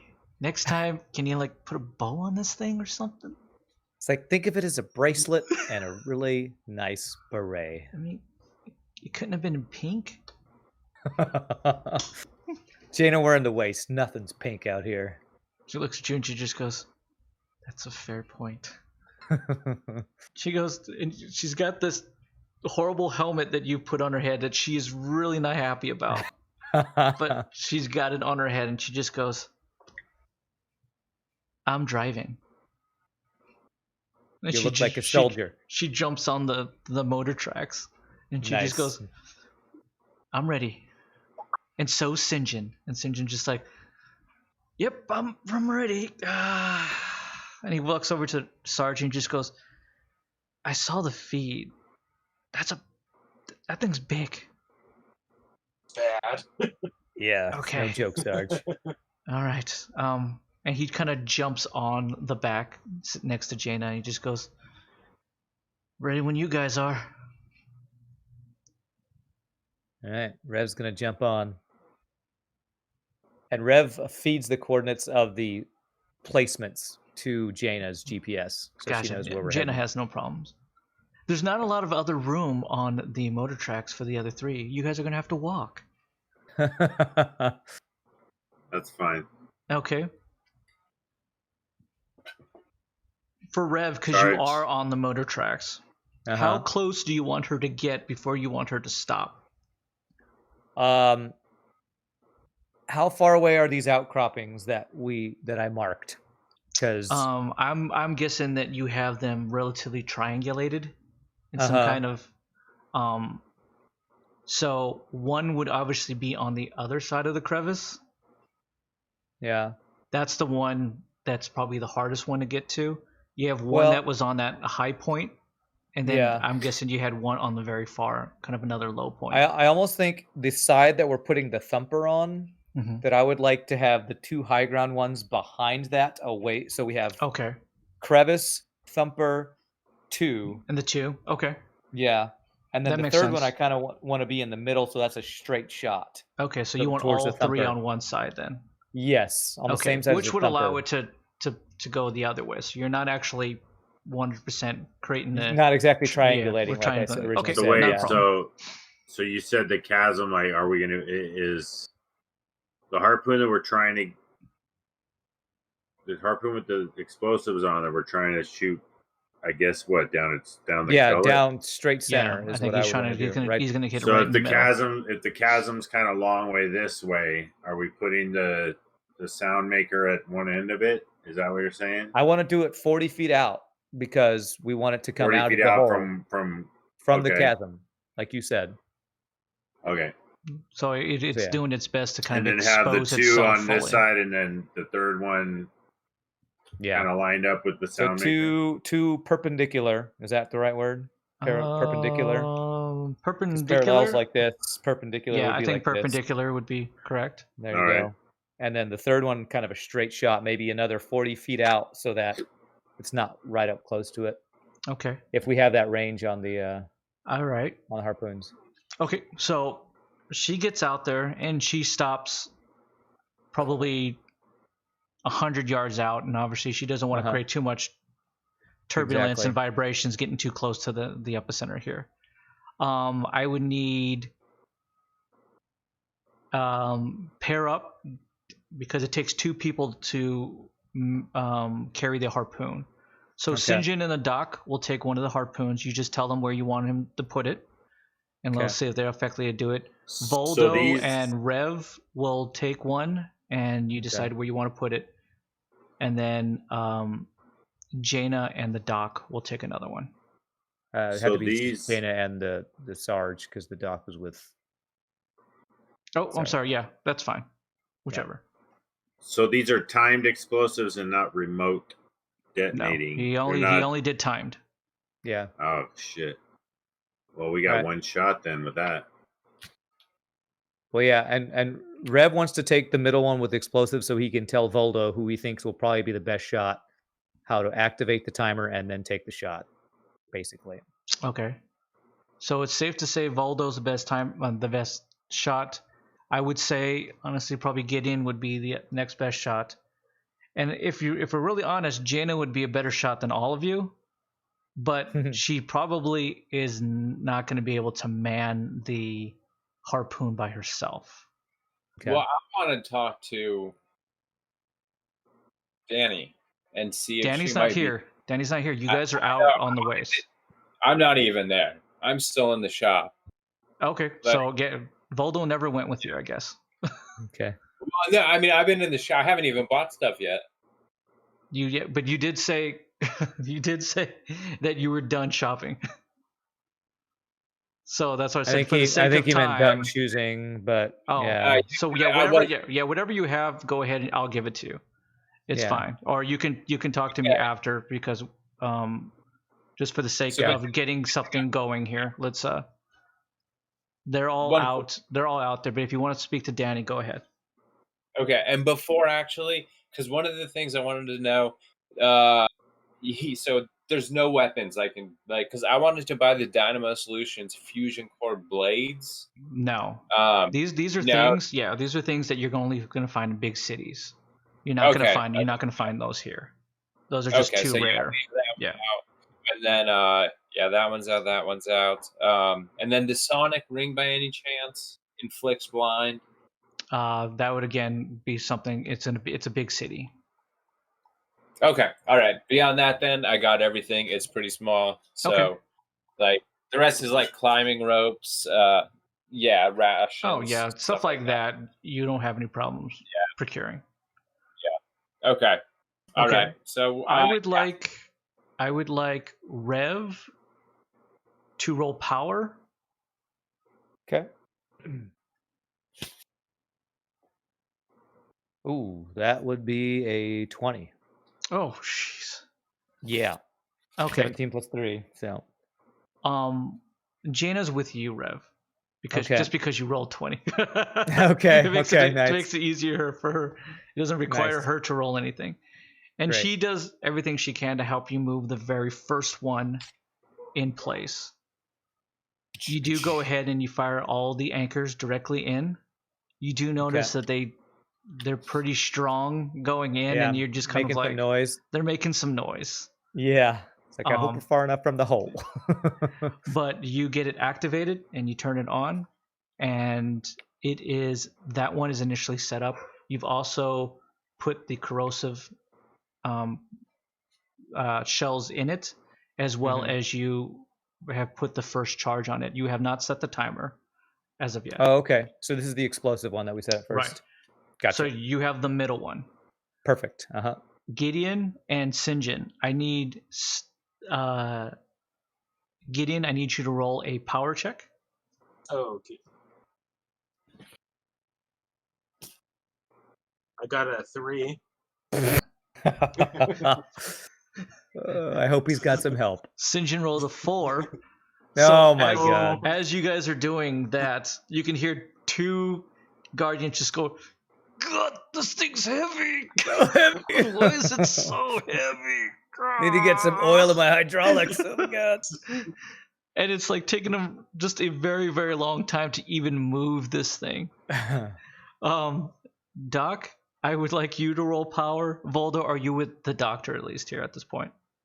Well, I wanted to just stop by Danny's place and actually ask her if she wanted to possibly join us on the hunt. With that, she says, I think it's better if I stay here. But I'll be waiting for you when you come back.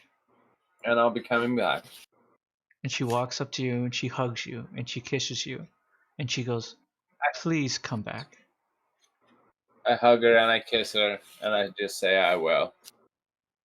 I promise. Oh, jeez. He made the promise, guys. He made the promise. Yeah. And he promised. He turns around and his cloak flaps in the wind and he walks out. And he walks out of her life forever. I'm not gonna break her heart after supposedly I'm. So with the doctor and Voldo, please go ahead and roll power to see if you put the third one in place. I already rolled. It was 17. Oh, okay. Well, that's pretty stinking good. Okay, it's no 20, but yeah, I got it. I got a 13. Okay, you guys have no problems picking yours up, placing it. For Rev, because you allocated this. Did you want them on the high ground? Is that where they're putting theirs? Because yours was in the middle. Yeah, mine's in the middle. So the other ones would be, if there's only one high ground, one of those side ones. Yeah, should be there's on the only one ground, high yes. ground. Okay. So you guys go ahead and place your anchors in, and you do notice that it seems to make a lot of noise every time it kind of plummets its spikes directly into the ground. Oh, great. As it happens, where's that thumper? Did somebody set up thumper someone can go get it. Yeah, I haven't placed it yet. No I one's was going to wait till yet. the harpoons were in place. It's still sitting on the tracks. Yeah. You start to hear and feel vibrations starting to grow and come your way. Okay. With that, I need you to roll another power, Gideon. Oh. And because you feel this, please roll it with favorable. Oh, geez. It's a D20. Oh, D20. Ooh, 19. Okay. Thank goodness. Oh, 16 for Sinjin. As you start to feel the vibrations start to grow and start to come your way, Gideon, you just feel like a surge of energy as you just kind of pick this thing up and you slam it directly to the ground. And you're just like, this is where it's at. And you both start to hit those anchor points, and the hydraulics just shoot those pins directly into the ground. And you ready yourself for that. Rev, you have the thumper.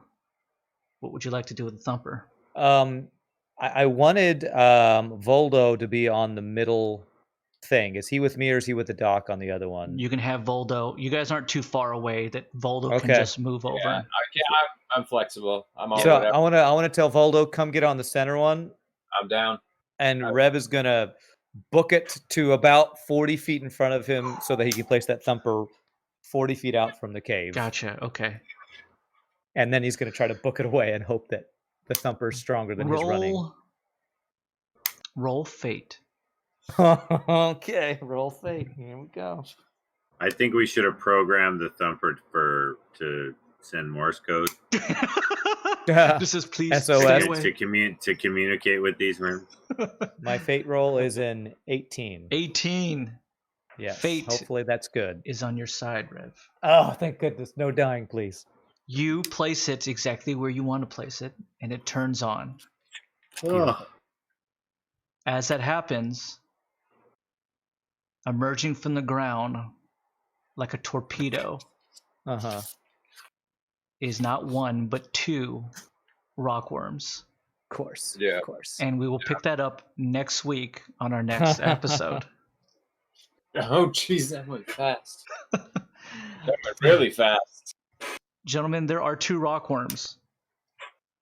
There are 2 rockworms. There Hey, are we got 2. 3 torpedoes, so we got 1 extra. The good doctor Yeah. was correct in his hypothesis that there could be more than 1. I wish I wasn't. I wish I wasn't so smart. Plenty of explosives right now too, so You have everything. You have a thumper, which is, I think it's awesome that you created a thumper. Hopefully it continues to keep going. It's like the Energizer battery, so it might just keep going forever, which would be great. And it just while be we're just all like, getting eaten, why- he'll just be thump. why thump, can't I thump. eat this thing? Why can't I eat? Who are these people? Get away! I just want this thing. I want to thank these wonderful gentlemen here for another amazing session here. You guys have been great. Thank you so much, and thank you for everyone who hung out with us this evening. Sorry we did have a little bit of a late start. Just needed to take care of some small things in regards to just some. I don't know what I'm saying. Doesn't really matter. Just it was a team meeting, and we teamed it out.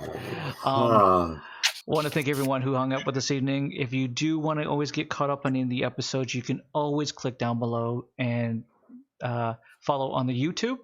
And you can check out those other streams as well as just getting caught up on the adventures here of the group. Thank you so much, Nietzsche, for hanging out.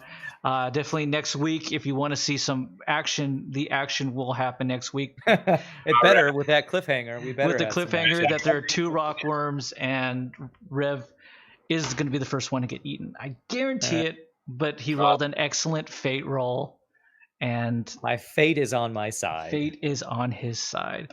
Today was a little bit of a story driven episode to get a little bit of a backstory in regards to the group here. Just a little more that just kind of like, yeah, Sorry. and he was shopping. That's fine. Shopping, yeah. He's a man in love. So, I mean, he has to shop Had to for get, his he had to get a shoppers. ring. Yeah. no, yeah, He well, bought yeah. everything except the ring. Except the ring. Yeah, that's right. And exactly, Except the ring. Nietzsche promises, and promises always in the I don't ways know. come back to bite Yeah. you. It's a shotgun wedding. It's a shotgun wedding, exactly. So I want to thank I'm everyone who gonna hung. I'm gonna grind a ring out of the bone of one of those rockworms. Oh, okay. It's yours. I mean, that's the sexy So pick. romantic. It's so the romantic. sexy pick right now. I'll be like, I killed this one personally. Again, I want to thank everyone who was hanging out with us this evening. We do this every Friday evening, 7:30 to 10 p.m. Pacific Standard Time. We do probably have about 4 or 5 more sessions here before we do have a break, so please continue to keep watching, continue to keep seeing what happens with this wonderful group here. Of course, and our outros here to my wonderful good friend here, the OG himself, Mr. Ryan, aka Ran118. Thank you so much this evening, good sir. My pleasure, man. Can't wait to take on this worm. I can't wait for you guys to take on this worm. I've been building this worm for so long. Wait. God, it that better be now a challenge. I hope that I don't like I keep rolling and just like rockworm misses. Rockworm falls into the ocean. Rev hits Salt water. critical. Voldo hits critical. Doc, who can't hit, hits critical. Gideon, who's drunk, hits critical. Rockworm misses. You know, I hope it's not something like that. So, but it is what it is. Always, we always let the dice decide. Of course, my very good friend here, Mike, aka the birthday boy. Thank you so much, good sir. That's why I spent my time shopping. It was my birthday. It was your birthday. That's fair enough. And you got married. It all works out. What a wonderful day. This rockworm is really causing a whole problem with my Of course, one of my excellent friend here, Richard Garrett Keith, aka Richard Bartholomew Keith. Thank you so much, good sir. Dude. Definitely had a great time. You almost fell into a hole again, Richard. Yeah. That was I was saved again. You saved again. And of course, my brother from another mother, aka Shane, playing the good doctor. Yeah. Thank you so much, good sir. Oh yeah, sorry. I'm like so freaking tired. but It's okay. I Everyone pulled seems through. a bit I tired pulled here. through. It's been a very long week here. But to everyone out there, thank you so much for hanging out with us this evening. You stay safe out there. Until next time, keep it safe on the ways, everyone. Good night.